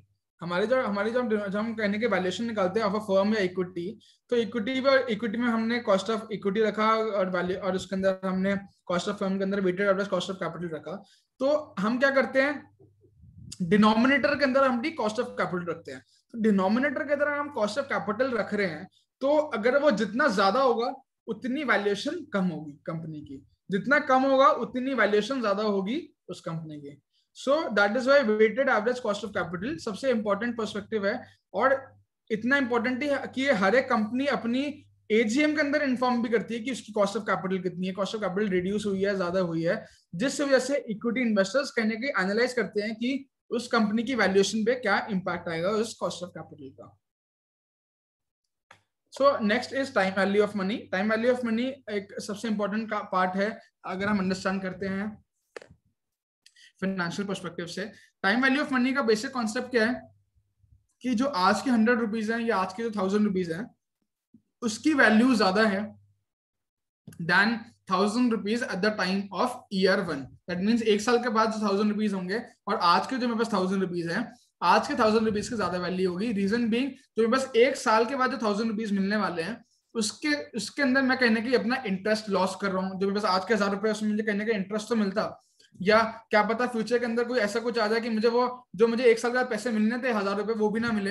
तो इस वजह से हमेशा टाइम वैल्यू ऑफ मनी का कॉन्सेप्ट क्या है कि the amount you have today will be, उसकी value will be always greater than the amount of the money value that you will be getting in the future, चाहे year 1, 2, 3, 4, 5 कभी भी हो. सो जो भी हम कहीं ना कहीं अपना कैपिटल बजटिंग या फाइनेंशियल डिसीजन लेते हैं वो हम हमेशा टाइम वैल्यू ऑफ मनी के हिसाब से लेते हैं. दैट मीन्स फॉर एग्जांपल अगर मुझे कोई प्लांट एंड मशीनरी परचेज करनी है, एंड फॉर एग्जांपल मैंने एक प्लांट एंड मशीनरी परचेज करी 50 करोड़ की, और मैं उससे एंटिसिपेट कर रहा हूँ कि उससे मैं कहीं ना कहीं 20 करोड़ का मैं जनरेट कर पाऊंगा profit each and every year for the next 5 years. तो मेरे पास जो आज के 20 करोड़ हैं या और मेरे पास जो 5 ईयर्स के बाद 20 करोड़ मिलेंगे, आज के 20 करोड़ की ज्यादा वैल्यू होगी, 5 ईयर्स के बाद की 20 करोड़ की कम वैल्यू होगी. तो कैपिटल बजटिंग के अंदर हम क्या करते हैं, हम अपने कैश फ्लोज को डिस्काउंट करते हैं. जैसे हमने अभी डिस्कस किया, फॉर एग्जांपल एक प्लांट एंड मशीनरी मैंने परचेज करी, उससे मैं एंटिसिपेट कर रहा हूँ, मैंने 50 करोड़ की प्लांट एंड मशीनरी परचेज करी, उससे मैं एंटिसिपेट कर रहा हूँ कि मुझसे मुझे 5 साल के अंदर 5 साल हर साल मुझे 20 करोड़ का प्रॉफिट होगा. तो मैं 20 करोड़ का जो प्रॉफिट है मैं हर साल का 20 करोड़ ऐड नहीं करूंगा, 20 + 20 + 20 ऐसे ऐड करके -50. दैट मींस मुझे 50 करोड़ का प्रॉफिट हो रहा है एक प्लांट एंड मशीनरी परचेज करने के लिए. ऐसा नहीं करते हम. ईच एंड एवरी ईयर का जो मेरे पास जो मुझे कहीं ना कहीं कैश फ्लो जनरेट होगा उसको मुझे डिस्काउंट करना पड़ेगा. सो जो हम डिस्काउंट करते हैं that is discounted cash flows. Discount क्यों करते हैं? रीजन बीइंग जो आज के जो मेरे पास पैसा उसकी ज्यादा वैल्यू है, 1 साल के पैसे की उससे थोड़ी कम वैल्यू होगी, 2 साल के बाद जो मिलेगा उसकी और कम होगी. रीजन बीइंग क्योंकि आज का जो पैसा है उसके अंदर मुझे इंटरेस्ट रेट, मुझे कहीं ना कहीं उस पैसे का मुझे इंटरेस्ट रेट मिलता है, मुझे कहीं ना कहीं बेनिफिट होता, जो 1 साल के बाद जो 1 साल के अंदर मैं लॉस, मुझे अपॉर्चुनिटी कॉस्ट कहीं ना कहीं लॉस हो रही है. So DCF is cash flow divided by 1 + r. Cash flow in the year of 1 divided by 1 + r plus cash flow in the year of 2 divided by 1 + r raised to power 2. ऐसी likewise cash flow in the nth, basically in our case cash flow in the year of 5 divided by 1 + r raised to power 5. So question अब जो arise होता है that is r. Ultimately r क्या है? r is basically the opportunity cost. कि आज के जो मेरे पास जो पैसे थे उसका मैं अल्टीमेटली अपॉर्चुनिटी कॉस्ट क्या थी, उसके अंदर अगर मैं आज के पैसे में कहीं इन्वेस्ट करता तो उससे मुझे कहाँ कितना रिटर्न मिल जाता. फॉर एग्जांपल मैं एफडी में करता तो मुझे 6% मिल जाता, 5% मिल जाता. तो R is basically that, R is basically कि मैं उसके अंदर मैं कितना अपॉर्चुनिटी कॉस्ट क्या है. So cash flow divide by 1 + r raised to power 1 plus cash flow in the year of 2 divided by 1 + r raised to power 2. ऐसी likewise हम उतने साल तक कैश फ्लो, हम ये अल्टीमेटली एंटिसिपेटेड है, ये तो है नहीं हम कहीं ना कहीं प्रोजेक्टेड बना रहे हैं, कोई हम कहीं ना कहीं बड़ी कोई मशीनरी या कोई प्लांट बनाते हैं तो हम कहीं ना कहीं अपना कैश फ्लोज को डिस्काउंट करके हम कहीं ना कहीं कैपिटल बजटिंग करते हैं कि हमारा उस प्रोजेक्ट से कितना बेनिफिट होगा. सो this is basically part of the corporate finance. So next is net present value, कि अल्टीमेटली मेरे उस प्रोजेक्ट से मुझे बेनिफिट क्या रीप हुआ. बेनिफिट क्या रीप हुआ का मतलब क्या हुआ कि मेरा जो कैश इनफ्लो था, मेरा जो नेट कैश फ्लो था, cash inflow minus the cash outflow. कि मान लिया जैसे फॉर एग्जांपल मैंने कैश आउटफ्लो मेरे 50 करोड़ का था, कैश इनफ्लो मेरा 5 साल के लिए 10-10 करोड़ 20-20 करोड़ था. तो मेरा नेट कैश फ्लो मतलब मेरा जो नेट कैश फ्लो होगा उसको मैं डिस्काउंट करूंगा फॉर द 5 ईयर्स, माइनस मैं कैश आउटफ्लो करूंगा, तो उससे निकल जाएगा मेरा नेट प्रेजेंट वैल्यू. जो नेट प्रेजेंट वैल्यू होगा अगर पॉजिटिव है इसका मतलब उस मुझे प्रोडक्ट से रिटर्न मिल रहा है, दैट मींस उस प्रोजेक्ट से मुझे बेनिफिट रीप हो पा रहा है. अगर ये नेगेटिव है तो उसका मतलब वो मेरा प्रोजेक्ट यूजलेस है, उस प्रोजेक्ट से मुझे कहीं ना कहीं फाइनेंशियल मतलब बेनिफिट नहीं रीप हो रहा. Internal rate of return basically वो रेट ऑफ रिटर्न है इन विच जितना मेरा वो रेट ऑफ रिटर्न है basically where NPV is equal to 0. That means जितना मेरा कैश इनफ्लो था और जितना मेरा कैश आउटफ्लो है दैट इज इक्वल टू 0. जितना मैंने एंटिसिपेट किया था मुझे कैश रियलाइज होगा, जितना मुझे एंटिसिपेट किया मेरा कैश आउटफ्लो होगा, उसको मैं इक्वल करता हूं, तो वो मेरा इंटरनल रेट ऑफ रिटर्न है. इसका मतलब क्या हुआ? इंटरनल रेट ऑफ रिटर्न वो रेट है जो मेरा अल्टीमेटली अपॉर्चुनिटी कॉस्ट है. वो रेट ऑफ रिटर्न की मैं अगर कोई बिजनेस करना चाहता हूं, मैं कहीं ना कहीं एक नया प्लांट खड़ा कर रहा हूं, तो एटलीस्ट मुझे उतना % तो रिटर्न मिले ही मिले, तभी वो मुझे प्रोजेक्ट करने का फायदा है. अदरवाइज मैं उससे कम रेट ऑफ रिटर्न, उससे कम रेट पे मुझे कम रिटर्न मिल रहा है उस प्रोजेक्ट लगाने में, तो वो मेरा अल्टीमेटली लॉस है, लॉस मेकिंग प्रोजेक्ट है. सो कोई किसी को अभी तक कुछ भी इशू रिगार्डिंग जो भी हमने टॉपिक कवर किया है? आईआरआर क्या होता है, एनपीवी क्या होता है, प्रेजेंट वैल्यू, हम नेट प्रेजेंट वैल्यू को निकालते हैं, डीसीएफ मॉडल क्या होता है, डिस्काउंटेड कैश फ्लो क्या होता है, कैपम से हमने कॉस्ट ऑफ इक्विटी कैसे निकाला, weighted average cost of capital क्या होता है, कॉस्ट ऑफ डेट कैसे निकालते हैं, कॉस्ट ऑफ प्रेफरेंस शेयर्स कैसे निकालते हैं, और हम weighted average cost of capital use करते हैं rather than just cost of capital. So if anyone has any query till now, you can ask.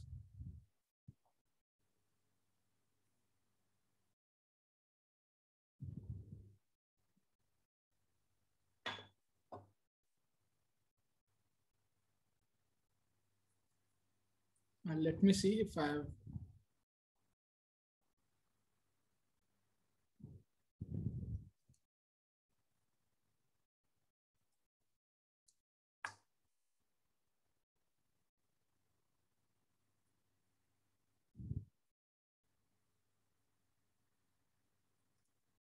I have one question regarding this as well. So the question is, a firm can enhance its value by increasing the working capital, increasing the capital expenditure, decreasing the cost of capital, and increasing the debt. Firm अपनी value कैसे enhance कर सकता है? अपना working capital increase बढ़ा के, increasing capital expenditure करके, cost of capital reduce करके, या डेट इंक्रीज करके. I want everyone to answer because same चीज I have discussed it during the session as well. कि हम अल्टीमेटली, जैसे मैंने रिलायंस एग्जांपल दिया था, Reliance specifically mentioned in its AGM regarding the same कि उसकी वैल्यू, फर्म की वैल्यू इंक्रीज क्यों हो रही है.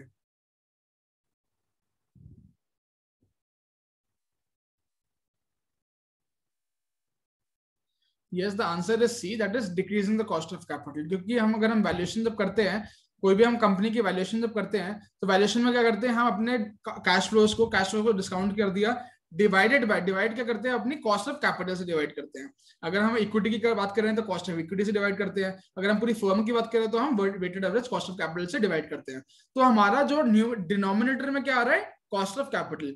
डिनोमिनेटर अगर हमारा ज्यादा होगा तो मतलब हमारी फर्म की वैल्यू डिक्रीज होगी, डिनोमिनेटर कम होगा तो हमारी फर्म की वैल्यू ज्यादा होगी. So therefore the answer for this is C, that is if a firm wants to increase its value, so they have to decrease the cost of capital.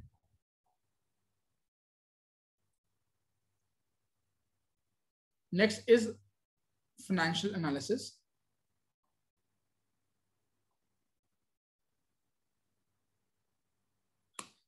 So financial analysis के अंदर जो सबसे important, ultimately जो हम बात करते हैं financial, अगर हमको एनालाइज करने हैं तो हम फाइनेंशियल, हम एक इन्वेस्टर के पॉइंट ऑफ व्यू से एनालाइज कर सकते हैं, हम बैंक के पर्सपेक्टिव से एनालाइज कर सकते हैं कि अल्टीमेटली बैंक, और हम थर्ड है मैनेजमेंट के पर्सपेक्टिव से हम कर सकते हैं. हम अपने पर्सपेक्टिव से कैसे कर सकते हैं, इन्वेस्टर, हम हम एक रिटेल इन्वेस्टर है, हमें एक कंपनी में इन्वेस्ट करना है, तो हम क्या करने के, क्या रेशियोज, क्या हम करने की पोजिशंस, या हम क्या वे सोच सकते हैं कि अगर हम कोई कंपनी को एनालाइज करना चाहते हैं कि उसकी अल्टीमेटली फाइनेंशियल पोजीशन कैसी है, फाइनेंशियली वो कितना हेल्दी है, हम वो रेशियो के थ्रू एनालाइज करते हैं. Second is from the perspective of the management. अगर हम मैनेजमेंट की बात करें, मैनेजमेंट खुद अपना, क्योंकि अल्टीमेटली मैनेजमेंट की रिस्पॉन्सिबिलिटी अपनी कंपनी को चलाने के लिए, management is liable to give its the explanation to its share holders. So management क्या करती है, खुद अपने रेशियो एनालिसिस करती है टू मेक श्योर, एनालाइज करने के लिए, टू मेक श्योर कि वो अपनी जो उनकी फाइनेंशियल पोजीशन है वो बहुत हेल्दी पोजीशन है. Third is banks. अल्टीमेटली क्योंकि क्या होता है, जब हम कैपिटल जो रेस करते हैं उसके अंदर banks is also a very, banks also plays a very important role.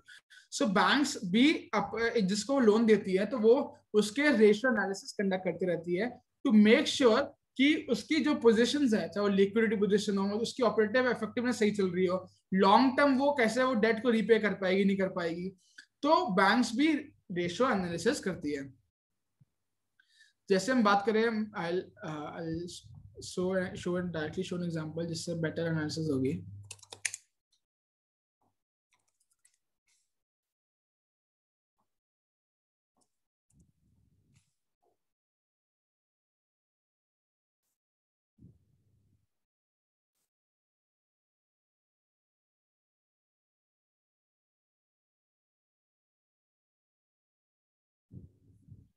Just give me a moment.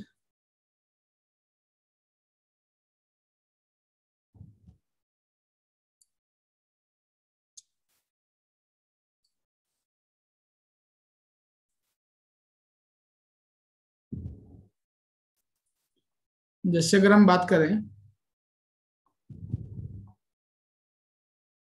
HUL की, हिंदुस्तान यूनिलीवर की बात करें, अगर फॉर एग्जांपल मैं इन्वेस्टर के पॉइंट ऑफ व्यू से बात करूं और मुझे HUL में इन्वेस्ट करना है, तो मैं क्या क्या कंसिडरेशन देखूंगा? तो सबसे इंपॉर्टेंट जो कंसिडरेशन होता है that is PE ratio. PE ratio is basically price equity, price earning ratio की जो बेसिकली कंपनी की करंट प्राइस क्या है, price divide by earning per share, that is price per share that is divided by earning per share, कि ultimately वो company कितना, उसका कितना हाईली वो वैल्यूड है, डिवाइड बाय वो कितना रिटर्न दे पा रही है, अब कितना अर्निंग्स जनरेट कर पा रही है. जैसे अगर हम बात करें स्टार्टअप्स की, उनके जैसे हम जोमेटो की बात करें, जोमेटो के तो अर्निंग्स ही नेगेटिव है, तो अल्टीमेटली अर्निंग्स इतनी कम है, बट उसकी प्राइस, जैसे अभी हम जब भी जोमेटो का IPO आया तो उसकी प्राइस इतना ज्यादा था, उसकी मार्केट वैल्यूएशन हम 1 लाख करोड़ से ऊपर आ गई, एंड उसकी अल्टीमेटली अर्निंग्स ही नहीं है.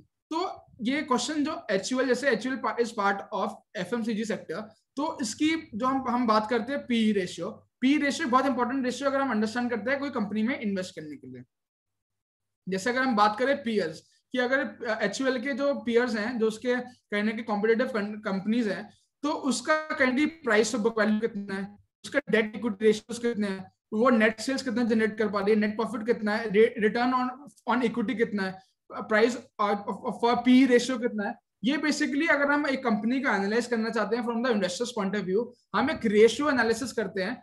जैसे अगर हम बात करें पी रेशियो की, पी रेशियो जितना ज्यादा पी रेशियो होगा दैट डिफाइंस कि उस कंपनी की वैल्यूएशन बहुत ज्यादा है. एवरीवन इज इनकैशिंग की उस कंपनी की वैल्यूएशन इतनी ज्यादा है कि वो फ्यूचर में बहुत अच्छा रिटर्न देगी, फ्यूचर में अर्निंग, जैसे जो हम जोमेटो की बात करते हैं, वो ऐसे स्टार्टअप्स हैं कि everyone is encashing in its future, कि वो ऐसी टेक कंपनीज है कि फ्यूचर में उसकी अर्निंग, उसके प्रॉफिट जनरेट होगा, दैट इज वाई उस कंपनी की वर्थ है. अदरवाइज तो उस कंपनी की वर्थ ही नहीं, अगर हम आज की बात कर रहे हैं कि वो अर्निंग्स ही जनरेट नहीं कर पा रही, that is profit he generate नहीं कर पा रही.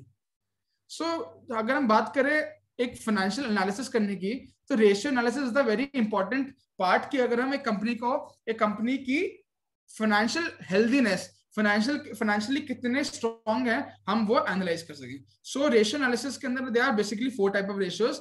First is the profitability ratio, the name itself signifies कि एक कंपनी प्रॉफिट कितना जनरेट कर पा रही है. Second is the activity ratio, activity ratio basically जो एक कंपनी के एसेट्स है, उस एसेट से वो कितना रेवेन्यू जनरेट कर पा रही है. Third is the liquidity ratio, liquidity ratio हमने ऑलरेडी डिस्कस कर लिया है, इन विच कि एक वो कैसे वो अपना लिक्विडिटी मैनेज कर रही है. फोर्थ इज कवरेज रेशियो, कि कंपनी अपनी जो उनकी ऑब्लिगेशंस है वो कितना फुलफिल, कितना वो कवर कर पा रही है. अब these 4 ratios will be understanding in details. First is the profitability ratio. Profitability ratio का जैसे द नेम जैसे सिग्निफाई करता है कि कंपनी कितना प्रॉफिट जनरेट कर पा रही है. प्रॉफिट जनरेट कर पा रही है मतलब कि अपना कंपनी का पर्सपेक्टिव का एंगल होता है. जैसे अगर हम स्टार्टअप्स की बात करें, उनका पर्सपेक्टिव का एंगल ही नहीं है, उनका एंगल है रेवेन्यू का, कि वो कितना रेवेन्यू अभी जनरेट करें. प्रॉफिट वो उनको दे बिलीव कि profit ultimately they will be able to generate, but their major अभी कंसर्न क्या है, रेवेन्यू का. तो उनके लिए प्रॉफिटेबिलिटी रेशियो एक इतना इंपॉर्टेंट रेशियो नहीं है. But in the case of matured company, जैसे हम HUL की बात करें, ITC, डाबर, उनका सबसे इंपॉर्टेंट अभी हम जो बात करते हैं प्रॉफिटेबिलिटी रेशियो, कि वो कितना प्रॉफिट अल्टीमेटली जनरेट कर पा रही है. सो प्रॉफिटेबिलिटी रेशियो के अंदर जो सबसे इंपॉर्टेंट रेशियो है, the ratio is GP ratio, gross profit ratio. GP ratio is basically gross profit divided by the net sales. That is कि एक कंपनी जो सेल्स अंडरटेक कर रही है, नेट सेल्स मतलब जितनी सेल्स हमारे सेल्स रिटर्न, कंपनी जो सेल्स जनरेट कर रही है उससे वो कितना प्रॉफिट वो निकाल पा रही है. So gross profit divide by the net sales is the GP ratio. Higher the GP ratio the better it is. That means for example अगर हम बात करें, जितना अगर हम टेलीकम्युनिकेशन सेक्टर की बात करें, उनका GP रेशियो बहुत कम है. रीजन भी क्योंकि वो अभी इतने कॉम्पिटिटिव एनवायरनमेंट में चल रही है, तो वो अल्टीमेटली वो रेवेन्यू तो जनरेट फिर भी कर पा रही है, बट कहने की उससे प्रॉफिट रियलाइज नहीं कर पा रही. सो GP रेशियो क्या बताता है कि वो कितना प्रॉफिट रियलाइज कर पा रही है. तो दैट इज, अगर हम एक टेलीकम्युनिकेशन सेक्टर को अगर हम अंडरस्टैंड करते हैं, तो हम ARPU, एवरेज रेवेन्यू पर यूजर, हम जनरेट करते हैं कि अल्टीमेटली कि मैं एक यूजर से कितना रेवेन्यू जनरेट कर पा रहा हूँ. So GP ratio is gross profit divide by the net sales. Gross profit that means कि कितना प्रॉफिट आ रहा है डिवाइड बाय उसकी net sales, sales minus the sales return. Higher the ratio the better the profitability of the company. Next is COGS ratio, cost of goods sold. COGS ratio और GP ratio बिल्कुल opposite है. COGS ratio मतलब कितनी company की cost involve है on its net sales. So total COGS is basically opening stock plus net purchase plus direct expenses minus the closing stock. This is the COGS.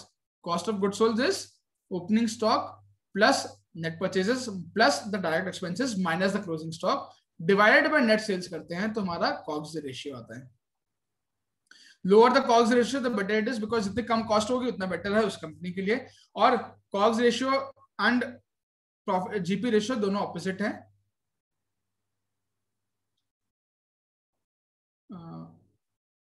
Give me a moment. COGS ratio and GP ratio are both opposite. COGS ratio is equal to 100 minus GP ratio. So the lower the ratio, the better it is. Next is profit volume ratio. Profit volume ratio is contribution divided by sales into 100. Contribution क्या होता है?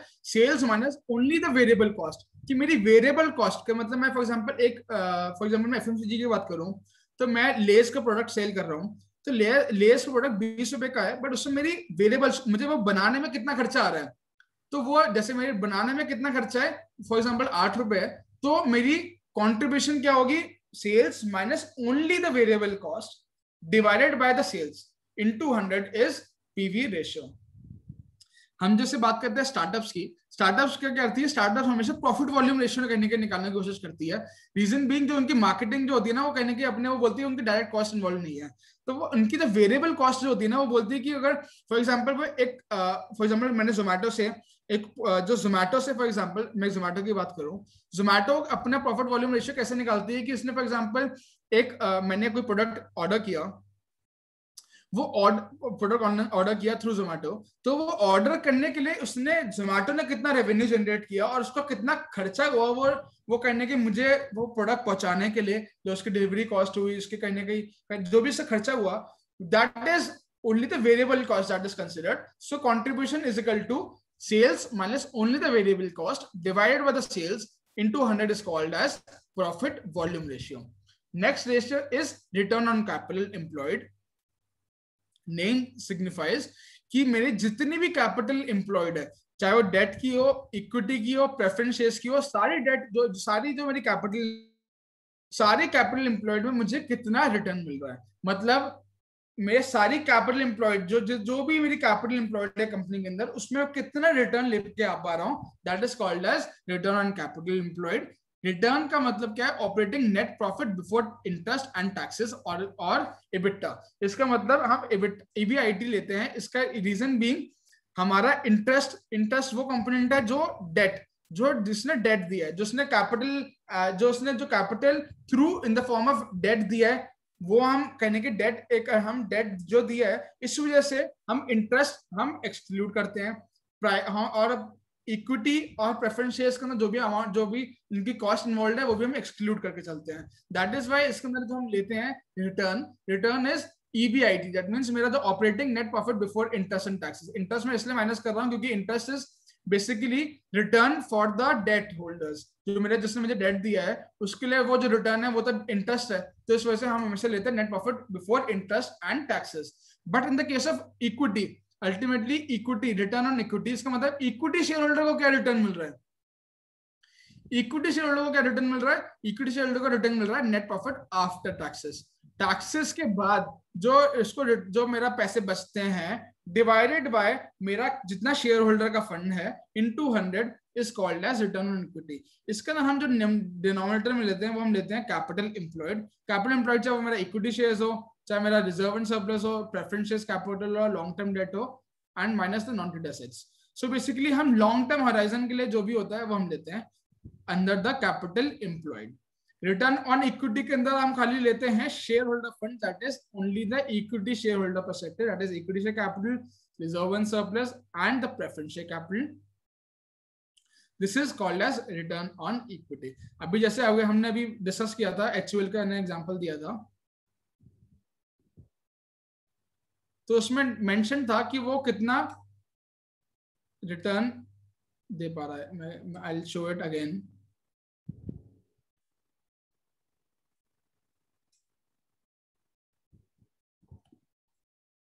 जैसे हमने actual की बात करी थी, तो इसमें return on equity specifically mentioned है कि एक्चुअल 16.77% दे रहा है, डाबर 22% दे रहा है, गोदरेज 18% दे रहा है, 36% मेडिको दे रहा है, 88% कोलगेट दे रही है। तो दिस शोज कि अल्टीमेटली इक्विटी शेयर होल्डर्स को कितने पैसे कहीं ना कहीं रिटर्न मिल रहा है जो भी उन्होंने इन्वेस्ट किया है। इसके अंदर अल्टीमेटली मनी कंट्रोल एक्सरसाइज ये टोटल कैपिटल एम्प्लॉयड डिसीजन नहीं बताती, ये खाली इन्वेस्टर के पॉइंट ऑफ व्यू से बताती है। तो इन्वेस्टर के पॉइंट ऑफ व्यू से हम खाली इक्विटी शेयर होल्डर की बात करते हैं। Next ratio activity based ratio. Activity based ratio is the ratios जो हम खाली majorly from the perspective of हम मैन्युफैक्चरिंग कंपनीज के लिए करते हैं। रीजन बीइंग मैन्युफैक्चरिंग कंपनीज के अंदर एसेट और कैपिटल इन्वॉल्वमेंट ज्यादा है। सर्विस इंडस्ट्री, जैसे we all belong from the service industry, service industry के अंदर हमारे कोई कैपिटल इन्वॉल्वमेंट ही नहीं है। हमने लैपटॉप लिया, एक छोटी सी जगह ली, वहां से हमने सर्विस देनी शुरू कर दी। बट मैन्युफैक्चरिंग ट्रेडर्स, इनके लिए ऐसा नहीं होता, इनको क्या तो वेयर हाउस खरीदना पड़ता है, इनको एक मैन्युफैक्चरिंग साइट खरीदनी पड़ती है। तो इस वजह से उनका एसेट और कैपिटल एक बहुत ह्यूज कहीं ना कहीं खर्चा होता है। सो एक्टिविटी बेस्ड रेशियोज होते हैं, वो रेशियोज ये फॉर्म बताते हैं। First ratio is fixed asset turnover ratio.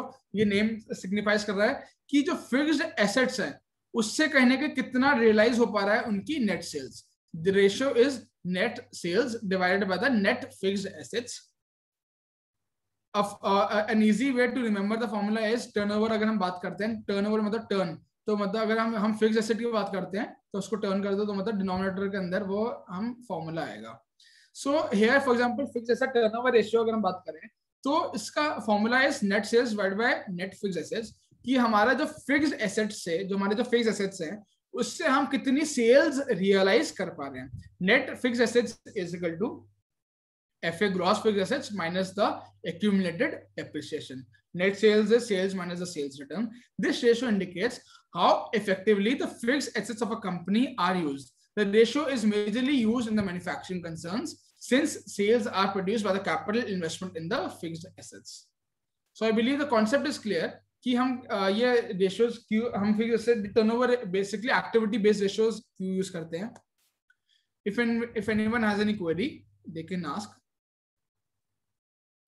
Next is debtor turnover ratio. Debtor turnover ratio का बेसिक कॉन्सेप्ट क्या है कि it is a major, it measures the number of times on an average number of times the debtors are collected during the period. कि कितने time के अंदर debtors से पैसे कलेक्ट हो पा रहे हैं। This ratio measures the efficiency of a firm in managing and collecting the credit issued to the customers. Formula is net credit sales divided by the accounts receivables. That is खाली इसके अंदर हम खाली credit sales लेते हैं, हम उसमें cash sales नहीं लेते हैं। Divided by the accounts receivables, that is debtors plus bills receivables. Stock और inventory turnover ratio क्या होता है? Cost divided by the fixed goods inventory. That is कि हमारी inventory कितने टाइम के अंदर सेल हो पा रही है। This measures the number of times on average the inventory is sold during the period. So higher the ratio, the lesser the cash is tied up in the inventory. जितना ज्यादा inventory turnover ratio होगा उसका मतलब क्या है कि inventory में जो मेरे पैसे अटके हुए हैं वो कम अटके हुए हैं। So the basic concept in the three ratio is fixed asset turnover ratio के अंदर हमने जैसे पढ़ा कि फिक्स्ड एसेट से हम कितना रियलाइज कर पा रहे हैं। डेटा टर्नओवर रेशियो मतलब कि हम डेटर से कितना जल्दी रियलाइज कर पा रहे हैं पैसे। स्टॉक और इन्वेंट्री टर्नओवर रेशियो का मतलब क्या है कि हम इन्वेंट्री को कितनी जल्दी रियलाइज कर पा रहे हैं। So anyone has any query till now? कोई भी एक्टिविटी बेस्ड रेशियो में किसी को अंडरस्टैंड करना है?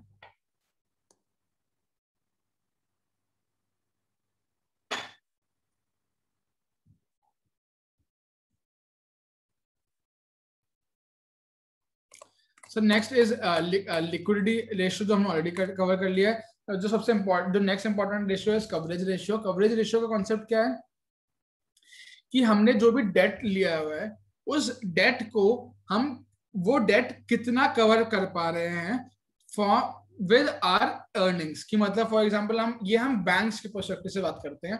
बैंक्स अगर किसी को लोन देना चाहता है तो बैंक से करता है, वो ये चेक करता है कि वो अर्निंग्स कितनी जनरेट कर रहा है। तो जितनी ज्यादा अर्निंग्स वो जनरेट करेगा वो उतना इजीली वो मेरी liability that is interest plus principal वो रीपे कर पाएगा। So coverage ratio is the ratio जो बताता है, वो कहने के अंडरस्टैंड कराता है कि बैंक वो अल्टीमेटली कंपनी की एबिलिटी क्या है कि वो सर्विस कर सके अपने debts. Ability companies ability to service its debts. So इसमें बेसिकली दो रेशियो होते हैं, basically 3 ratios. Interest first is the interest coverage ratio. Interest coverage ratio is earnings before interest and taxes divided by the interest on long term debt. Basically ये concept इसका ये formula signify करता है कि एक company earnings कितनी generate कर रही है, अर्निंग्स कितनी जनरेट कर पा रही है डिवाइड बाय द इंटरेस्ट, कि वो अपने इंटरेस्ट वो इजीली पे कर सके. This ratio indicates the debt servicing capability of the company, कि अर्निंग्स कितनी ज्यादा जनरेट कर पा रही है कि वो इजीली अपना इंटरेस्ट पोर्शन वो दे सके. So the ratio is earnings divided by the earnings before interest and taxes divided by the interest on long term debt. And debt service coverage ratio क्या कहता है, same numerator remains the same, but divide जो denominator में हम क्या लेते हैं, interest plus principal, क्योंकि ultimately जो liability है वो खाली उसको interest देने की नहीं है, principal देने की भी है. So debt service coverage ratio पूरा perspective लेता है interest plus principal. Interest coverage ratio only interest का perspective देखता है कि मेरा debt service ratio for example मेरी अर्निंग्स कितनी जनरेट हो पा रही है कि मैं अपना interest plus principal amount easily repay कर सकूं. Likewise equity dividend coverage ratio कहता है कि earnings per share divide by dividend per share, कि मैं अर्निंग्स कितनी जनरेट कर रहा हूं कि मैं इजीली अपने इक्विटी शेयर होल्डर्स को डेट बेसिकली डिविडेंड पे कर सकूं. सो दिस इज बेसिकली कंपनी की एबिलिटी, कंपनी कितना प्रॉफिट जनरेट कर पा रही है, अर्निंग्स जनरेट कर पा रही है कि वो अपने जो भी इसने जहां से कैपिटल रेज किया है उनको वो रीपे कर सके, चाहे वो डेट के थ्रू हो चाहे वो इक्विटी को डिविडेंड के थ्रू हो. So this is basically the important points in the ratio analysis. So I will take few questions as well and then we will end the session. I want everyone to answer question number 1. This basic earning per share is calculated as. Basic earning per share हम कैसे calculate करते हैं?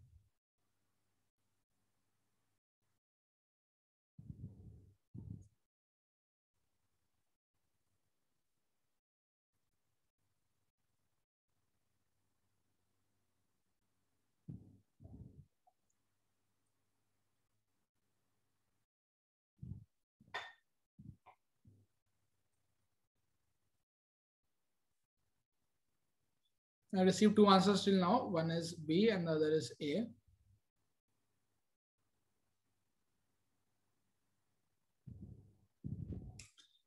I want everyone to participate. So here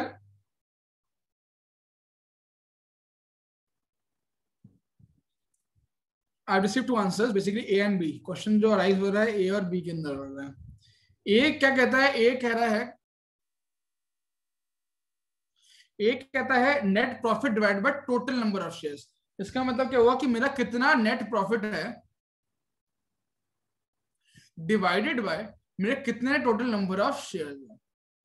B क्या कहता है कि मेरा net profit है माइनस मैंने प्रेफरेंस डिविडेंड हटा दिया जो मुझे प्रेफरेंस शेयर होल्डर्स को देना है, divided by weighted average number of outstanding shares, कि मेरे वेटेड एवरेज कितने नंबर ऑफ आउटस्टैंडिंग शेयर्स है. So the correct answer for question number 1 is B. Ultimately जो बेसिक अर्निंग पर शेयर हम निकालते हैं वो हम निकालते हैं इक्विटी शेयर होल्डर के पर्सपेक्टिव से, कि इक्विटी शेयर होल्डर को अल्टीमेटली कितना अर्निंग्स उनको रियलाइज हो पा रही है. तो इसलिए उनका फॉर्मूला होता है net profit minus the preference dividend. Preference dividend हमने इसलिए माइनस किया क्योंकि वो प्रेफरेंस शेयर होल्डर्स को मिलेगा, डिवाइडेड बाय वेटेड एवरेज. हम हमेशा क्या करते हैं, वेटेड एवरेज निकालते हैं. जो भी हमने फॉर एग्जांपल हमने कोई भी इक्विटी शेयर इश्यू करे ड्यूरिंग द ईयर, हम उसको ऐड नहीं करते, हम उसको वेटेड एवरेज निकालते हैं, बिकॉज क्योंकि कहीं ना कहीं हम अल्टीमेटली वेट निकालेंगे तभी जाके एक प्रॉपर फॉर्मूला निकलेगा. So that is why basic earning per share का formula is net profit minus the preference dividend divided by weighted average number of outstanding shares. So for the question number 1 the answer is A.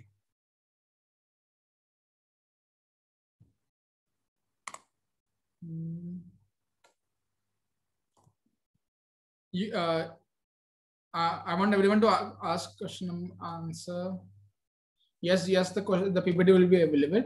I want everyone to answer question number 3. The process whereby a company sells its receivables to a collection agent in order to secure a cash sum which is at a discount to the face value of the receivable is termed as. Question number 3.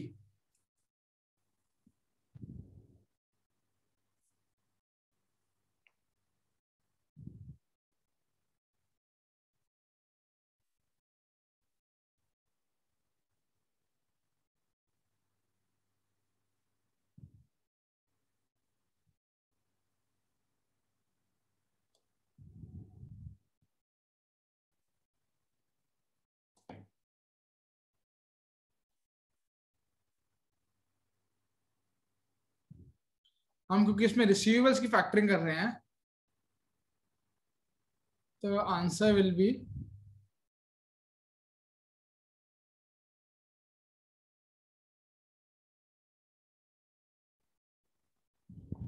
for question number 3 the answer is A. Ultimately we are factoring the debts जो हमारे debts है rather than credit factoring. So next question is question number 6. This will be the last question for today. Which of the following represent the standard of living? Standard of living of a country अगर हम निकालना चाहते हैं तो कैसे निकालते हैं? National income से, per capita income से, poverty ratio से, unemployment ratio से.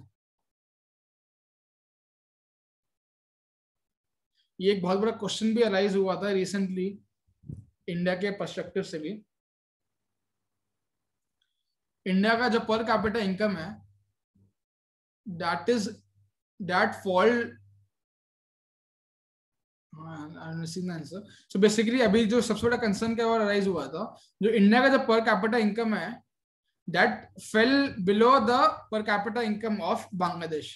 बांग्लादेश का जो पर कैपिटा इनकम है वो बहुत ज्यादा हो गया था than India. So that is why standard of living of country की हम बात करते हैं तो हम हमेशा पर कैपिटा इनकम निकालते हैं rather than national income, poverty ratio and unemployment ratio. Right. So till this was the coverage of 3 important parts, that is liquidity management, financial analysis and corporate finance. So किसी को भी कोई question है regarding the topics जो हमने आज cover करे हैं, so they can ask to me right now. Otherwise we shall close the session.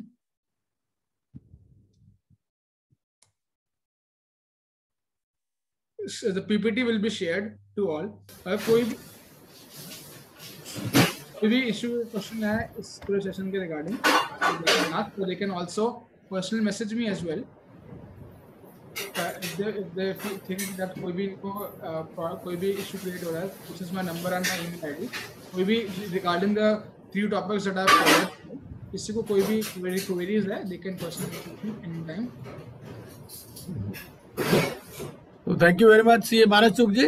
It was really wonderful and we will be in touch with you. आपको क्या लगता है कि इसके अलावा और भी कुछ हमें जरूरत है या टॉपिक इज कवर्ड फुल्ली? मैंने मेजरली जो टाइम के पर्सपेक्टिव से मैंने मेजरली कवर कर लिया है. ओके हाँ I think it is sufficient because main बात ये है कि भाई we should understand the basics और आपने बेसिक्स पर ही फोकस किया है क्योंकि although these are MCQs but unless we have a basic understanding तो how can we answer the MCQs, otherwise तो फिर वैसे ही तुक्का ही हो जाएगा ना. तो यही है कि basics you have very well gone through the basics where its material is available.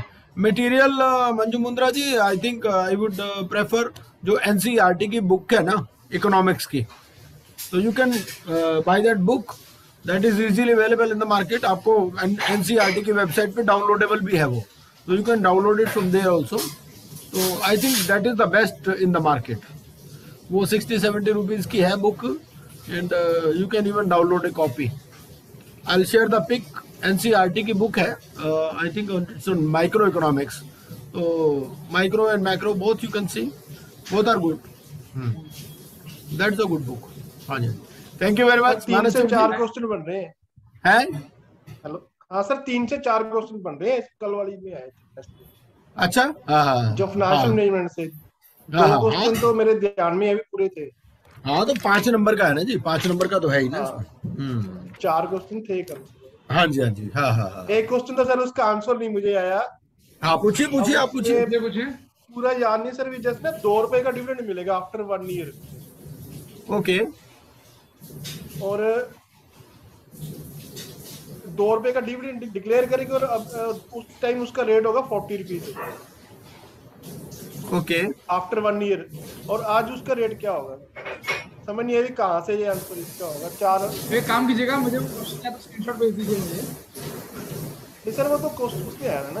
अच्छा वो ऑनलाइन था एग्जाम. हाँ जी. तो इस तरह से होगा कुछ प्राइस अर्निंग रेशियो दी होगी उन्होंने ना मेरे हिसाब से. प्राइस अर्निंग रेशियो भी दी होगी, एक रेशियो दिया होगा जिससे वैसे आप निकाल सकते हैं. वैसे रेशियो से तो फिर बैक कैलकुलेट 15% था सर प्राइस अर्निंग रेशियो. हां तो भाई ratio rate of return on investment. Return अच्छा, ऑन इन्वेस्टमेंट 15% है 15% है। अच्छा, और 2 रुपए पर शेयर डिविडेंड देंगे ईयर एंड पे। ठीक है, तो इसका मतलब 15% इज इक्वल टू 2 रुपीज। हाँ जी। और सर ये वो भी बात उससे होगी मैंने ना? करके देखा, बना नहीं सर वो, जो उसके आंसर 4 थे। कोई नहीं, बनेगा बनेगा, ग्रुप में डाल दीजिएगा, देख लेंगे। हाँ, या तो अगर आप कोई भी अगर ऐसे भी क्वेश्चन आपका फेस कर दो ना, मुझे डायरेक्टली मैसेज कर दो, मैं आपको हाँ हाँ clarification हाँ बता दूँ। ठीक। हाँ जी हाँ जी हाँ जी हाँ जी। हालांकि मैं छोड़ा ही था क्वेश्चन आंसर उसका, हाँ, कोई बात नहीं, कोई बात नहीं। क्योंकि